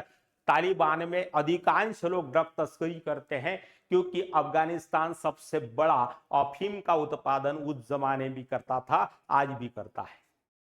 समझ आ रहा है? तो ये हुआ। उसके बाद हाइब्रिड आतंकवाद से तस्करी को सहायता मिलती है। ड्रग्स का गोल्डन ट्रायंगल, भारत में कुल ये जो हम लोगों को UPSC ऑप्शनल ज्योग्राफी में भी गोल्डन ट्रायंगल के रूप में पूछा था, 2003-4 की बात शायद होगी। भारत में कुल ड्रग सप्लाई का 60% म्यांमार से, 30% पाकिस्तान से और 10% नेपाल से, अभी मैंने बात ही की थी, आता है। बताइए 60-30, म्यांमार सबसे बड़ा खतरा बना हुआ है, पाकिस्तान तो है ही है, और ये नेपाल इतना सा। हम लोग बरस करके अगर नेपाल की दिशा में है ना थूक मार दे तो नेपाल बच जाएगा, लेकिन ये देश 75 सालों से घुमा रहा है हमको। और हम लोगों ने अपनी मिलिट्री में गोरखा बटालियन के नाम से यहाँ के नागरिकों को भी समाविष्ट करना, और ये तस्कर जो है हमारे देश में इस तरीके से हमारे युवाओं को, ये गोरखा आर्मी में है और दूसरा गोरखा तस्करी में लिप्त है। अब सोचिए आप। उसके बाद म्यांमार, कंबोडिया और आसपास के देश भी इसमें शामिल है। म्यांमार से मणिपुर, मिजोरम के रास्ते ड्रग्स आता है और कुछ बांग्लादेश भी जाता है। बांग्लादेश से सुंदरबन के रास्ते भारत में ड्रग्स आती है और सुंदरबन का रास्ता जब ब्लॉक किया गया तो मालदा बॉर्डर से ड्रग्स आने लगा। तो पश्चिम बंगाल में जो वर्तमान का वातावरण पैदा हुआ है, मणिपुर में जिस प्रकार की स्थितियां पैदा हुई है, तो इसको इसके कंसर्न में देखिए कि गरीब गरीब लोगों के पास में AK-47 तक के राइफल और इस प्रकार के हथियार कैसे आते होंगे और क्या इनका इकोनॉमिक सोर्सेस होगा। तो आप समझ सकते हैं इसको। असम मिजोरम टकराव के पीछे ड्रग्स तस्करी, ये आ गया मुद्दा। अब आगे कल को आपसे पूछेगा कि कभी कभी यह ड्रग तस्करी जो है दो राज्यों के बीच में टकराव का कारण कैसे होती है।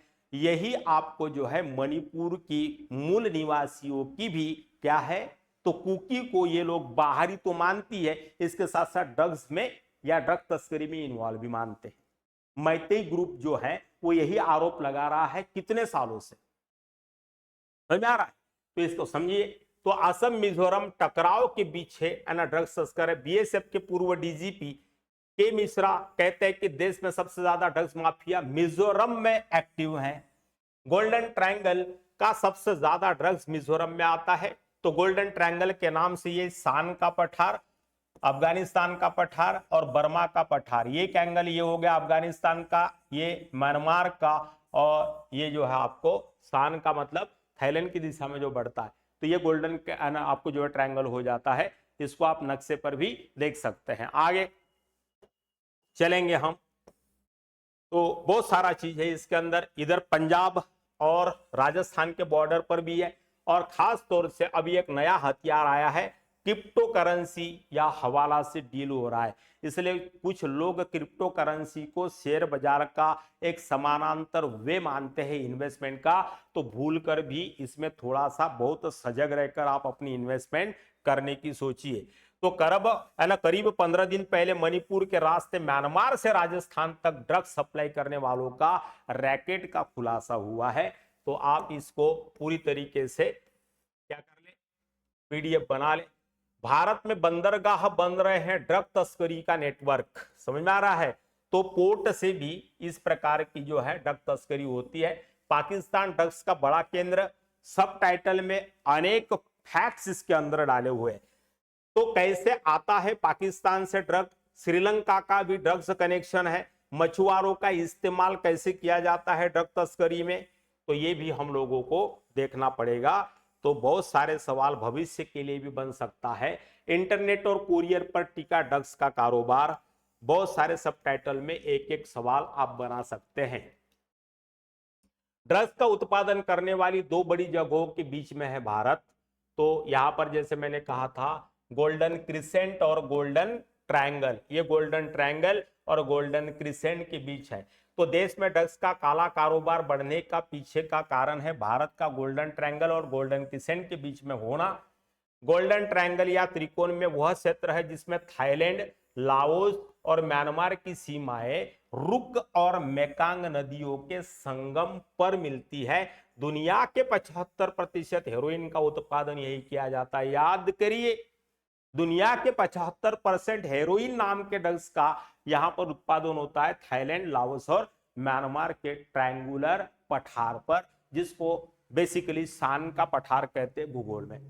उसके बाद गोल्डन क्रिसेंट क्षेत्र में पाकिस्तान, अफगानिस्तान और ईरान शामिल है। इस क्षेत्र में भारी मात्रा में अफीम का उत्पादन होता है, जो मैंने पहले बता दिया आपको।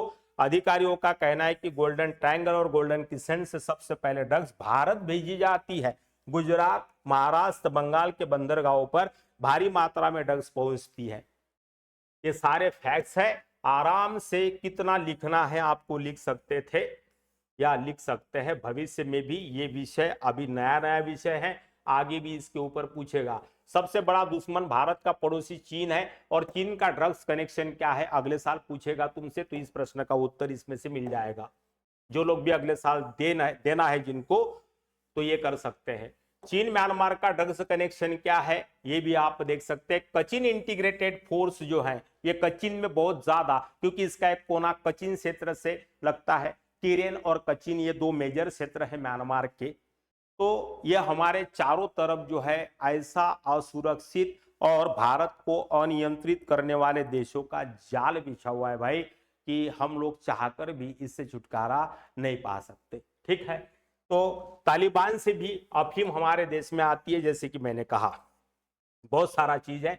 चीन का पॉपुलर ड्रग्स कौन सा है, ये भी है। नॉर्थ ईस्ट में कौन सा पॉपुलर ड्रग्स है, तो मेथाम्फेटामाइन और कैफीन का मिश्रण है, जिसको वर्ड इज योर टैबलेट कहते हैं।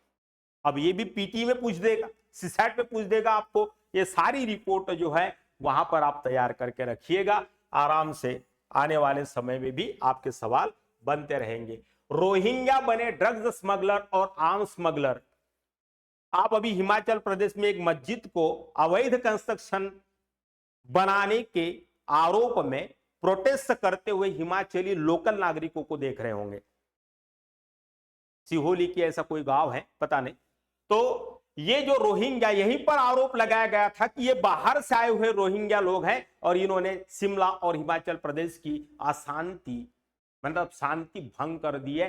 पहले ऐसे युवा लोग हमारे देश में जो है नहीं थे, खासतौर से हिमाचल को देवभूमि माना जाता है, लेकिन रोहिंग्याओं के आगमन के बाद में यहाँ का माहौल पूरी तरीके से अशांत हो गया है। ये लोकल शिमला के निवासियों का क्या है, आरोप है। इसको समझिए इस तरीके से कि रोहिंग्या बने ड्रग स्मगलर और आम स्मगलर भी बने हुए हैं, इसलिए जहां जहां जा रहे हैं इस प्रकार से जो है। उसके बाद डार्क वेब से ड्रग्स की आपूर्ति हो रही है। रॉ मटेरियल का गढ़ है चीन, ये छोटे छोटे जो है इसके अंदर आपको। तो म्यांमार में कंसाइनमेंट कैसे बुक होते हैं ये भी है। गोल्डन ट्रायंगल के बाद अब गोल्डन पेंटागन रूट, ये नया है ना आपको शब्दावली है। इसके तहत कम से कम 20 मेंस और प्रीलिम के क्वेश्चन इसमें से निकलते हैं, इसलिए आर्टिकल ढूंढ कर लाया भाई मैंने आपके लिए। बड़ा मेहनत है ना करना पड़ता है आपको, जो पढ़ाने आना पड़ता है, क्योंकि आने वाला तो बताना ही है, भविष्य में है ना आने वाले को भी बताना है। आया हुआ तो बताना ही पड़ता है, लेकिन आने वाले के बारे में भी जानकारी देनी पड़ती है। तो ये पेंटागन रूट है। अब ये गोल्डन पेंटागन रूट क्या है, तो जानकारों की माने तो मौजूदा समय में ये नशे का कारोबार गोल्डन ट्रायंगुलर से बदलकर गोल्डन पेंटागन में बदल गया है। लाओस, म्यांमार और थाईलैंड के साथ अब मलेशिया और इंडोनेशिया भी शामिल हो गए हैं। ऐसे में चुनौतियां बढ़ गई है, और जिस तरह से हालात म्यांमार के हैं, ऐसे में बड़ी तादाद में रिफ्यूजीज के भारत में आने की संभावना है, और इन्हीं के जरिए ड्रग्स की तस्करी भी बढ़ सकती है। तो गोल्डन पेंटागन रूट को आप ध्यान में रख लें। चलिए ठीक है, भारत में बनाए जा रहे हैं ऐसे रूट, ड्रग्स के नुकसान लिखे हुए हैं, अंगों को नुकसान पहुंचेगा, साइकोसिस, साइको है ना आप बन जाएंगे, आत्महत्या की गुंजाइश बहुत ज्यादा है। तो देखिए क्या क्या हो रहा है दुनिया में। इसके बाद नंबर 10वां क्वेश्चन है, शायद 9वां क्वेश्चन थोड़ा सा ज्यादा हो गया, क्योंकि और क्वेश्चन का भी मैंने उसमें थोड़ा सा ध्यान रखा है, तो कोई बात नहीं। डिजिटल व्यक्तिगत डेटा संरक्षण अधिनियम 2023, तो ये डायरेक्ट क्वेश्चन है। इसकी भी कुछ सिम्टम्स जो है मैंने आपको लेबर कोड के रूप में डाले। श्रमिकों के कल्याण के लिए श्रम संहिता क्या है, तो मजदूर और मजबूत बना, सुरक्षा का विश्वास बढ़ा, खुल गए प्रगति के द्वार, नारी को सम्मान और समान अधिकार, सामाजिक सुरक्षा का हुआ विस्तार। ये सब जो है क्या लिखना था, इसके आपको प्रमुख कैरेक्टर्स लिखने थे। तो बस ये 3 फोटो जो मैंने यहाँ पर दिए हैं, तो गवर्नमेंट के पोर्टल पर आपको मिल जाएंगे, कोई दिक्कत नहीं है। और पीडीएफ में मैंने डाल दिया है, तो इसको डाउनलोड कर लीजिएगा। इसी पीडीएफ में ही इस प्रश्न का उत्तर है। तो श्रमिकों की खुशहाली का एक ही मंत्र, जवाबदेह और सरल तंत्र, सामाजिक सुरक्षा, सबका हक, श्रम की जय जयकार हो। तो विश्वकर्मा परसों के दिन ही है ना हुआ है आपको जो है। तो श्रमिकों के कल्याण के लिए श्रम संहिता सरल हो गई, प्रक्रिया सफल हो गए काम। अब अस्थायी और प्लेटफॉर्म श्रमिकों के हित पे सामाजिक सुरक्षा योजना से ये सुरक्षित किए गए हित। असंगठित अनऑर्गेनाइज सेक्टर में जो वर्कर था उसको अधिकार दिया, मेहनत का सम्मान, अधिकार एक समान और श्रम ही स्वाभिमान हो।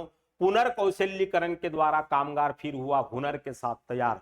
तो राष्ट्रीय हुनर योजना, तो नेशनल स्किल डेवलपमेंट प्रोग्राम जो है इसके साथ इसको एसोसिएटेड करना था। सामाजिक सुरक्षा का सार्वभौमिकरण, उपलब्धियां, अचीवमेंट अब तक क्या क्या हुई है इसका, ये एकदम फैक्चुअल क्वेश्चन था। सरकारी अधिनियम के द्वारा क्वेश्चन था तो आता था तो लिख सकते थे, नहीं आता था तो छोड़ दिया होगा, कोई दिक्कत नहीं है। ठीक है। क्वेश्चन नंबर 12, भारत में क्षेत्रीय वायु कनेक्टिविटी के विस्तार की क्या आवश्यकता है? अब ये एकदम नया सवाल है और अगर आपने पेपर न्यूज पढ़ा होगा तो यहां पर आप समझ सकते हैं ज्यादा से ज्यादा। तो साधारण तौर पर रिमोट एरियाज में 2020 से इस परियोजना को शुरू किया गया है। तो need for the expanding regional air connectivity, तो जैसे रिमोट एरियाज की मैंने बात की, पर्वतीय हो, पठारी हो, ग्लेशिएटेड एरिया में हो, लैंडस्लाइडिंग वाले एरिया में हो, फ्लड अफेक्शन में हो, तो ऐसे रिमोट एरियाज को एयर रूट से कनेक्ट करने की कोशिश की जाने के लिए ये योजना जो है 78 रूटों के साथ सरकार ने जो है इसको प्रस्तुत किया था 2020 में। और उड़ान का ये जो संदर्भ इस प्रश्न में दिया है कि सरकार की उड़ान योजना तथा इसकी उपलब्धियों की चर्चा करिए, तो उपलब्धियां बहुत सारी है। बहुत सारे छोटे छोटे शहरों में अभी जो है आपको छोटे छोटे एयरपोर्ट्स को या डोमेस्टिक एयरपोर्ट्स को बनाना शुरू कर दिया है सरकार ने।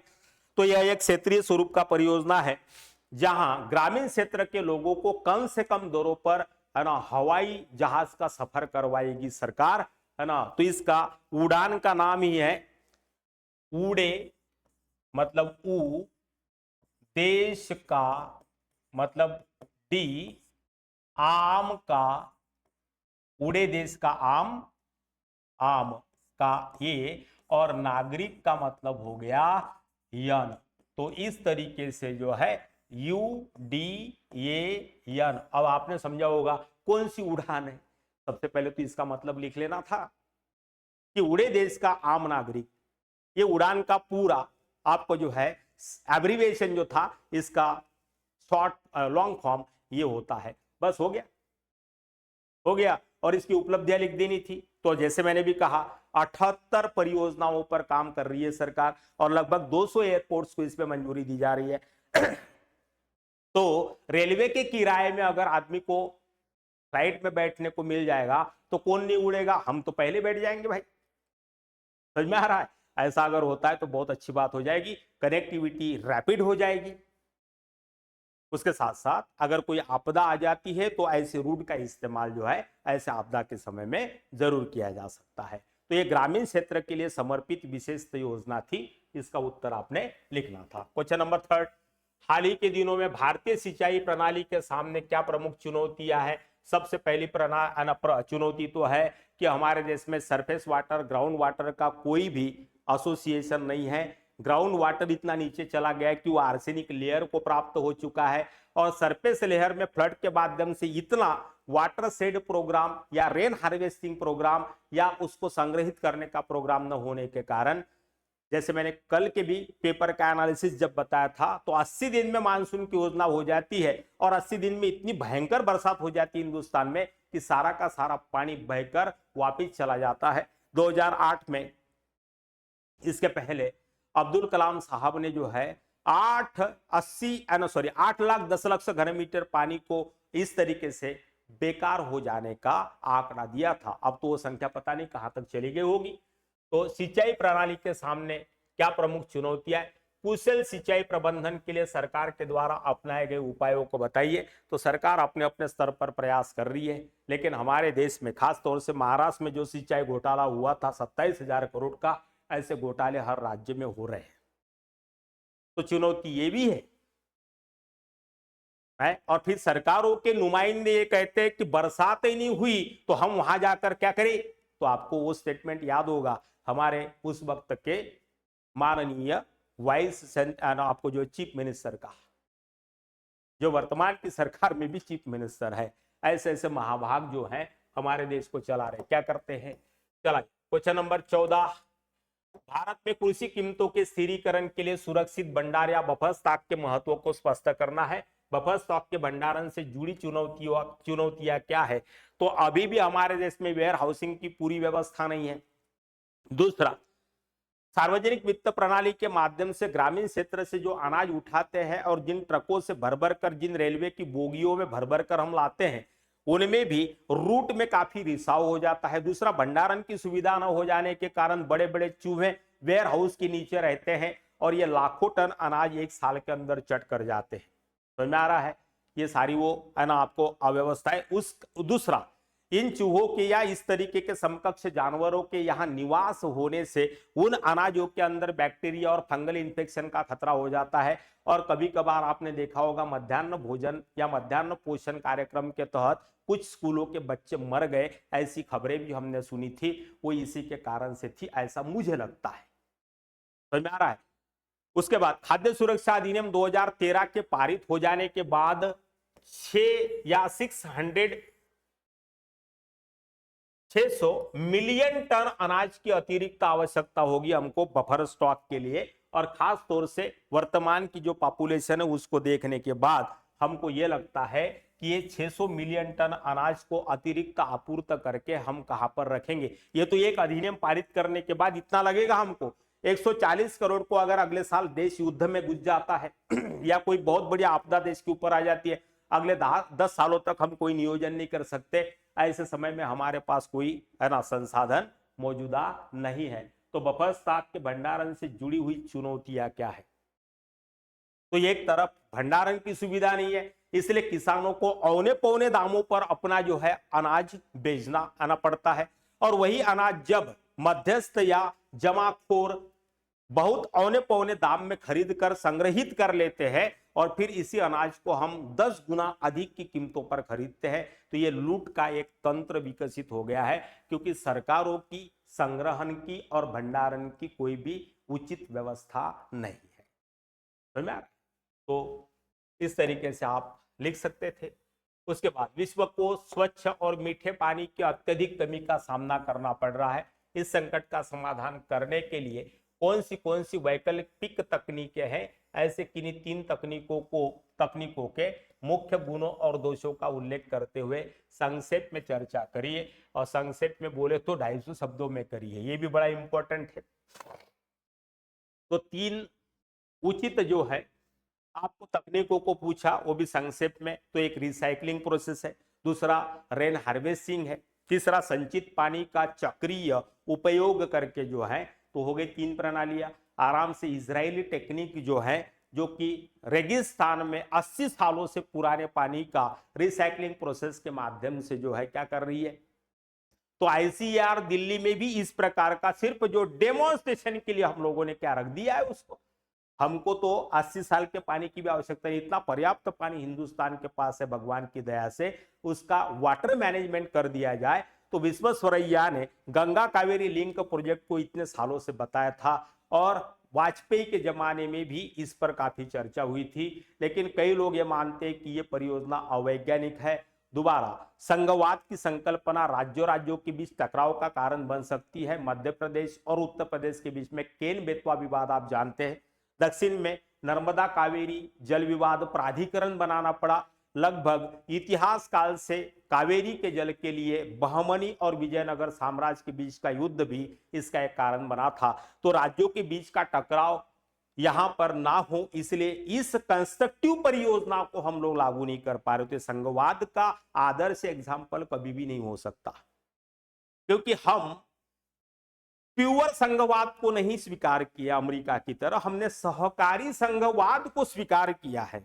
राजीव लोंगोवाल योजना, सॉरी, आपको जो समझौता पता होगा, पंजाब हरियाणा के बीच में जो है जल बंटवारे को लेकर हमेशा खींचातानी चालू रहती है। अभी 4 महीने पहले हुई थी। बरसात का पानी जब ज्यादा हो जाए, पंजाब छोड़ दे, तो हरियाणा को लगता है कि पंजाब ने जानबूझ के जो है। और दुर्भाग्य से अगर दोनों राज्यों में 2 अलग अलग पार्टियों की सरकार हो तो फिर तो देखना ही नहीं, 4 महीने तो इसी में चले जाते हैं लोगों के झगड़ों में। तो इसको सतलज यमुना लिंक प्रोजेक्ट अभी भी ठंडे बस्ते में पड़ा हुआ है। हरियाणा ने अपनी पूरी नहर बना ली, लेकिन पंजाब कहता है कि अपर सेक्शन में जो पानी आता है वो अगर मैं हरियाणा की कैनाल में दे दूं तो पंजाब के लोगों को पेयजल और इरिगेशन के लिए क्या बचेगा। मतलब सहकारी संघवाद के बाद भी, और खास तौर से हरियाणा का दावा यह है कि हम तो पहले पंजाब में ही थे, बाद में ना हम हरियाणा के नाम से अलग हुए, तो हम लोगों का बाय बर्थ जो है हिस्सा है, उत्तराधिकारी है उस नदी के जल का उपयोग करने के लिए। अनेक विवाद है देश के अंदर, राज्यों राज्यों के बीच में, तो सहकारी संघवाद है क्या? तो पॉलिटी पर भी प्रश्न चिन्ह उठ सकते हैं। तो चला जाए, इस प्रश्न का उत्तर आराम से आप इस कंसर्न लिख सकते थे। हाँ, ये पूछ दिया क्षुद्र ग्रह। अब यह असल में 6वीं क्लास की एनसीईआरटी का तीसरा टॉपिक में लिखा हुआ क्षुद्र ग्रह, बड़े अक्षरों में लिखा हुआ है, सभी जानते हैं, कोई बहुत बड़ी बात नहीं है। लेकिन पिछले 1 सालों से, जैसे मैंने बताया, कि क्षुद्र ग्रह चर्चा में था, क्योंकि यह ग्रहों से छोटा और उल्का पिंडों से बड़ा होता है। उसके बाद इसको लुक्का या टूटता हुआ तारा भी कहते हैं। असल में लुक्का होता है क्योंकि ये जमीन पर जब आता है मेरे भाई, तो पृथ्वी के टकराने के बाद बहुत व्यापक हानि हो सकती है, जैसा कि डायनासोरों के जमाने में हुआ था। तो क्रिटिसिस काल में लगभग 6.5 करोड़ साल पहले पिछला एस्टेरॉइड टकराया था, और वर्तमान में जिस एस्टेरॉइड की बात की जा रही है उसका नाम है एफोसिस। ये पृथ्वी के सबसे पास में है, और इसी को लेकर डर फैल गया है धरती पर कि यह अगर टकराता है तो क्या क्या हो सकता है। तो ऐसे विध्वंस को रोकने के लिए क्या रणनीतियां विकसित की गई है, तो नासा से लेकर भारत तक बहुत सारा न्यूज़पेपर मैगजीन्स में पढ़ा हुआ है मटेरियल, आराम से आप इसको लिख सकते थे। अब एक मस्त सवाल पूछ दिया है आपसे, क्वेश्चन नंबर 17 जो इसमें था, बहुत डेंजर। आपदा प्रतिरोध क्या है? What is disaster resilience? इसे कैसे निर्धारित किया जाता है? एक प्रतिरोध ढांचे के विभिन्न तत्वों का वर्णन करिए। आपदा जोखिम न्यूनीकरण के लिए सेंडाई ढांचे, जो 2015 से लेकर 2030 की नींव रखता है, के वैश्विक लक्ष्यों का भी उल्लेख करना है। तो disaster resilience is the ability of individuals, communities, organisations and states to adopt to and recover from hazards, shocks or stresses without compromising long term prospects for development। ये है इसका मतलब। तो ये भी एकदम नया डॉक्यूमेंट है, डिजास्टर मैनेजमेंट आपने पढ़ा होगा यूपीएससी इस एग्जाम में, इसके आगे चला गया और डिजास्टर रिसिलियंस को पूछ रहा है। और ये सरकारी डॉक्यूमेंट है, इसका भी पीडीएफ मैंने यहाँ पर डाल दिया है। Definition of disaster resilience, DFID की जो डेफिनेशन है सरकारी, है ना, the ability of countries, communities and households to manage change by maintaining और transforming living standards in the face of shocks और stresses such as earthquake, drought or violent conflict without compromising their long term prospects।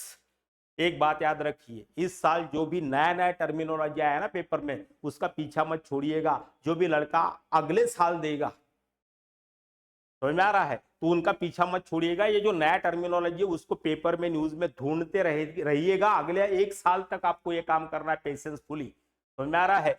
ये मरेगा नहीं, ये नया नया, क्योंकि UPSC में देखो पिछले वर्षों के जो पेपर में टर्मिनोलॉजी आता है नया नया, उसका पीछा यूपीएससी कभी नहीं छोड़ता। ये मेरा अनुभव है, इसको आप देखेंगे। ये यूनिस दार का भी हाइगो फ्रेमवर्क ऑफ एक्शन इसमें लिखा गया है। तो जो आपसे सवाल पूछा है इसका उत्तर इसमें मिल जाएगा। In practice DFID's framework diagram below deficit two core elements of the disaster resilience as follows. इसमें सारे के सारे सिनारियो दिए गए हैं। तो ये था आपका 17वां क्वेश्चन। ये सब आप जो है ऑक्सफैम की रिपोर्ट में छपा हुआ है, इसको छापकर आते तो भी चल जाता। उसके बाद क्वेश्चन नंबर 18, शहरी क्षेत्रों में बाढ़ एक उभरती जलवायु प्रेरित आपदा है। इस आपदा के कारणों की चर्चा करनी है। पिछले 2 दशकों में भारत में आई ऐसी 2 प्रमुख बाढ़ों की विशेषताओं का उल्लेख करिए। भारत की उन नीतियों और ढांचों का वर्णन कीजिए जिनका उद्देश्य ऐसी बाढ़ों को निपटना या ऐसी बाढ़ों से निपटना है। तो सबसे पहले, आज का कोई भी अर्बन या कोई भी महानगर बाढ़ की विभीषिका से, तो 2006 में पहली बार बंबई की बाढ़ को हमने देखा था। तब से लगभग देश का हर शहर, दिल्ली हो, बेंगलोर हो, बंबई हो, चेन्नई हो, कलकत्ता हो, सब के सब बाढ़ के नीचे। तो ग्लोबल वार्मिंग की वजह से नंबर द डेज, तो जो बरसात के दिनों की संख्या में वृद्धि हुई है और आकस्मिक क्लाउड बस्टिंग की जो घटनाएं बढ़ी है, तो जल का आयतन बढ़ चुका है, फ्लोइंग का, पहली बात। दूसरा, शहरों के राक्षसी विस्तार की वजह से जो भी शहरों का सैनिटेशन पैटर्न था उसको भर दिया गया। तो बंबई के अंदर मीठी नदी ठीक बंबई के बीचों बीच से बहती थी, लेकिन नदी में कचरा भर भर के इसके ऊपर बिल्डिंगें बनाई हमने। तो दिल्ली हुआ, बंबई हुआ, निर्माणाधीन बिल्डिंगें गिरने का सबसे मजबूत और महत्वपूर्ण कारण यही यहां पर रहा है। समझ में आ रहा है? उसके बाद इस आपदा के कारणों को भी बताना था, तो 2-3 कारणों की चर्चा कर दीजिए। पिछले 2 दशकों में भारत में आई ऐसी 2 प्रमुख बाढ़ों का, तो बंबई का और इस साल का बेंगलोर का लिख दीजिए, या आप अहमदनगर का भी लिख सकते हैं। तो विशेषताओं का उल्लेख करिए। विशेषता एक ही जैसी है सब में एक ही जैसी विशेषता है। वाटर लॉगिंग और वाटर लॉकिंग, पानी भर जाना और भरने के बाद बहुत कम समय में न निकलना, तो पूरा परिवहन प्रणाली ठप हो जाता है हमारे देश में। इसका मतलब यह है कि जब हमने परिवहन तंत्र को इन शहरों में विकसित किया था, तो हम लोगों ने इन सब चीजों का ध्यान नहीं रखा। और याद रखिए, इंडस वैली सिविलाइजेशन एक नगरीय सभ्यता थी, और यह भी बाढ़ के कारण ही बर्बाद हुई थी। फिर ऐसे पूछा है, जिसकी चर्चा मुझे करनी है, कि पहले तो जंगल आते हैं, फिर आदमी का विकास आता है, और फिर रेगिस्तान आता है। बस इसी क्रम में जाना है हमने उस निबंध में। तो इसको कहते हैं एनवायरमेंटल एथिक्स, पर्यावरणीय नैतिकता का संदर्भ यहां पर लेकर जो है उस निबंध का उत्तर लिखना था। स्पेशल एपिसोड लूंगा, ठीक है। उसके बाद तो जो भी ढांचा भारत का नीति और नीतिगत ढांचे को बनाया गया है, तो उसके उद्देश्य जो है वो बाढ़ों से निपटारा है। कोई निपटारा नहीं होगा। इससे अच्छा जो है नए शहरों को बसाइए, पॉपुलेशन को वहां से माइग्रेट करने के लिए प्रेरित करिए, और खास तौर से शहरों में या महानगरों में जो अतिरिक्त या सभी प्रकार की सुविधा एक ही गांव में है, उसको डिसेंट्रलाइज कर दीजिए। यही एक उपाय बचता है, दूसरा कोई उपाय नहीं बचता। समझ में आ रहा है? 18वां नंबर का क्वेश्चन इस तरीके से लिख सकते हैं। साधारणतः ये क्वेश्चन इकोनॉमी का कम, ज्योग्राफी के अर्बन सेटलमेंट या सेटलमेंट ज्योग्राफी का ज्यादा है। चला जाए, क्वेश्चन नंबर 19 है। भारत की चीन और पाकिस्तान के साथ एक दीर्घकालिक अशांत सीमा है, सभी जानते हैं, जिसमें अनेक विवादास्पद मुद्दे हैं, ये भी जानते हैं। सीमा के साथ परस्पर विरोधी मुद्दों तथा सुरक्षा चुनौतियों का परीक्षण करना है। करी तो ड्रग तस्करी के मामले में अभी बता दिया मैंने, क्रॉस बॉर्डर टेररिज्म है ना, नार्को टेररिज्म है, क्रॉस बॉर्डर टेररिज्म है। समझ में आ रहा है? इसके साथ साथ सार्वजनिक और क्षेत्रीय सुरक्षा से संबंधित प्रश्न भी है। हर एक देश में भारत के इर्द गिर्द या चीन का जो BRI का प्रोजेक्ट है, प्रोजेक्ट के नाम पर इस प्रकार की आतंकवादी घटनाओं को भारत के साथ ये जो है चाइना कर रहा है, तो ये सारी चीजें इसमें लिखना था। सीमा क्षेत्र विकास कार्यक्रम तथा सीमा अवसंरचना और प्रबंधन योजना के अंतर्गत इन क्षेत्रों में किए जाने वाले विकास कार्यों का भी उल्लेख करिए। तो हम लोगों ने पिछले 20 सालों में सड़क निर्माण, उसके बाद में सीमा संगठन और Indo Tibet border and protection ITBP को बहुत ज्यादा अनुदानित करके यहाँ पे रोड ट्रांसपोर्टेशन को, एयर पट्टियों को विकसित किया है। दूसरा, हथियारों की तैनाती कर दी हमने, रफाल लाया फ्रांस से, इसको जो है उस इलाके में रखा है या डिप्लॉय किया है कि जहां पर इस तरीके के संभावित खतरे हमको लगते हैं कि भविष्य में महसूस होते हैं। ठीक है, ये सारी चीजें सिंपल सिंपल चीजें थी, आराम से इसको याद रखकर आप लिख सकते थे। क्वेश्चन नंबर 20, सोशल मीडिया और कोगोपित एनक्रिप्टिंग। जैसे मैंने कहा अभी, तो आप अगर व्हाट्सएप में देखते होंगे, किसी को मैसेज भेजते होंगे, एंड टू एंड एनक्रिप्शन, उसमें लिखा आता है डिसअपियर्ड आपको जो मैसेजिंग, ये इसलिए होता है ताकि आपका प्राइवेट जो भी डेटा है वो कोई लीक ना कर सके। तो संदेश सेवाएं गंभीर सुरक्षा चुनौती बनी हुई है। सोशल मीडिया के सुरक्षा निहितार्थों को संबोधित करते हुए विभिन्न स्तरों पर क्या उपाय अपनाए गए हैं, इस समस्या को संबोधित करते हुए अन्य कुछ उपायों का भी आपको सुझाव देना है। समझ में आ रहा है? तो आपका पर्सनल डेटा भी लीक हो सकता है। इस तरीके से क्या क्या कानून बनाए जा रहे हैं, साइबर सिक्योरिटी कंसर्न मेजर्स कहां पर कैसे आत्मसात किए जा रहे हैं, इन सब बातों को ध्यान में रखकर हम लोगों को यहाँ पर जो है क्या करना था, उत्तर लिखना था। एकदम सिंपल क्वेश्चन था, सोशल मीडिया सिक्योरिटी से संबंधित क्वेश्चन था। तो आप बताइए मुझे आप कि इकोनॉमी और साइंस एंड टेक्नोलॉजी से कितना क्वेश्चन है इसमें, सारा आपके आंखों के सामने है। समझ में आ रहा है? तो मेरे भाई आप अपने से पढ़िए, 3-4 घंटा इनफ है, लाइब्रेरिया मत तोड़िए, ट्रेडिशन पोर्शन चला गया है। समझ में आ रहा है। और इतना पढ़ाई कर लीजिएगा ना, क्वेश्चन किसी तरीके का आ जाएगा, आपको आराम से लिखकर आ जाइएगा। तो जो लोग देकर आए हैं एग्जाम, उनके लिए शुभकामनाएं कि ईश्वर उनको सफलता दे। और जो लोग अगले साल दे रहे हैं, तो अगले साल की स्ट्रैटेजी के साथ क्वेश्चन को एग्जामिन मैंने यहाँ पर किया है, तो उनके लिए भी एडवांस में गुड लक। और मिलते हैं, जो दूसरा पेपर होगा 2 से 5 के दौरान, आज एथिक्स का पेपर होगा, जो मेरा सबसे बाय हार्ट और पसंदीदा सब्जेक्ट है, उसका एपिसोड लेके फिर से आपके सामने दोबारा एक बार फिर हाजिर हो जाऊंगा। तब तक के लिए थैंक यू एंड जय हिंद।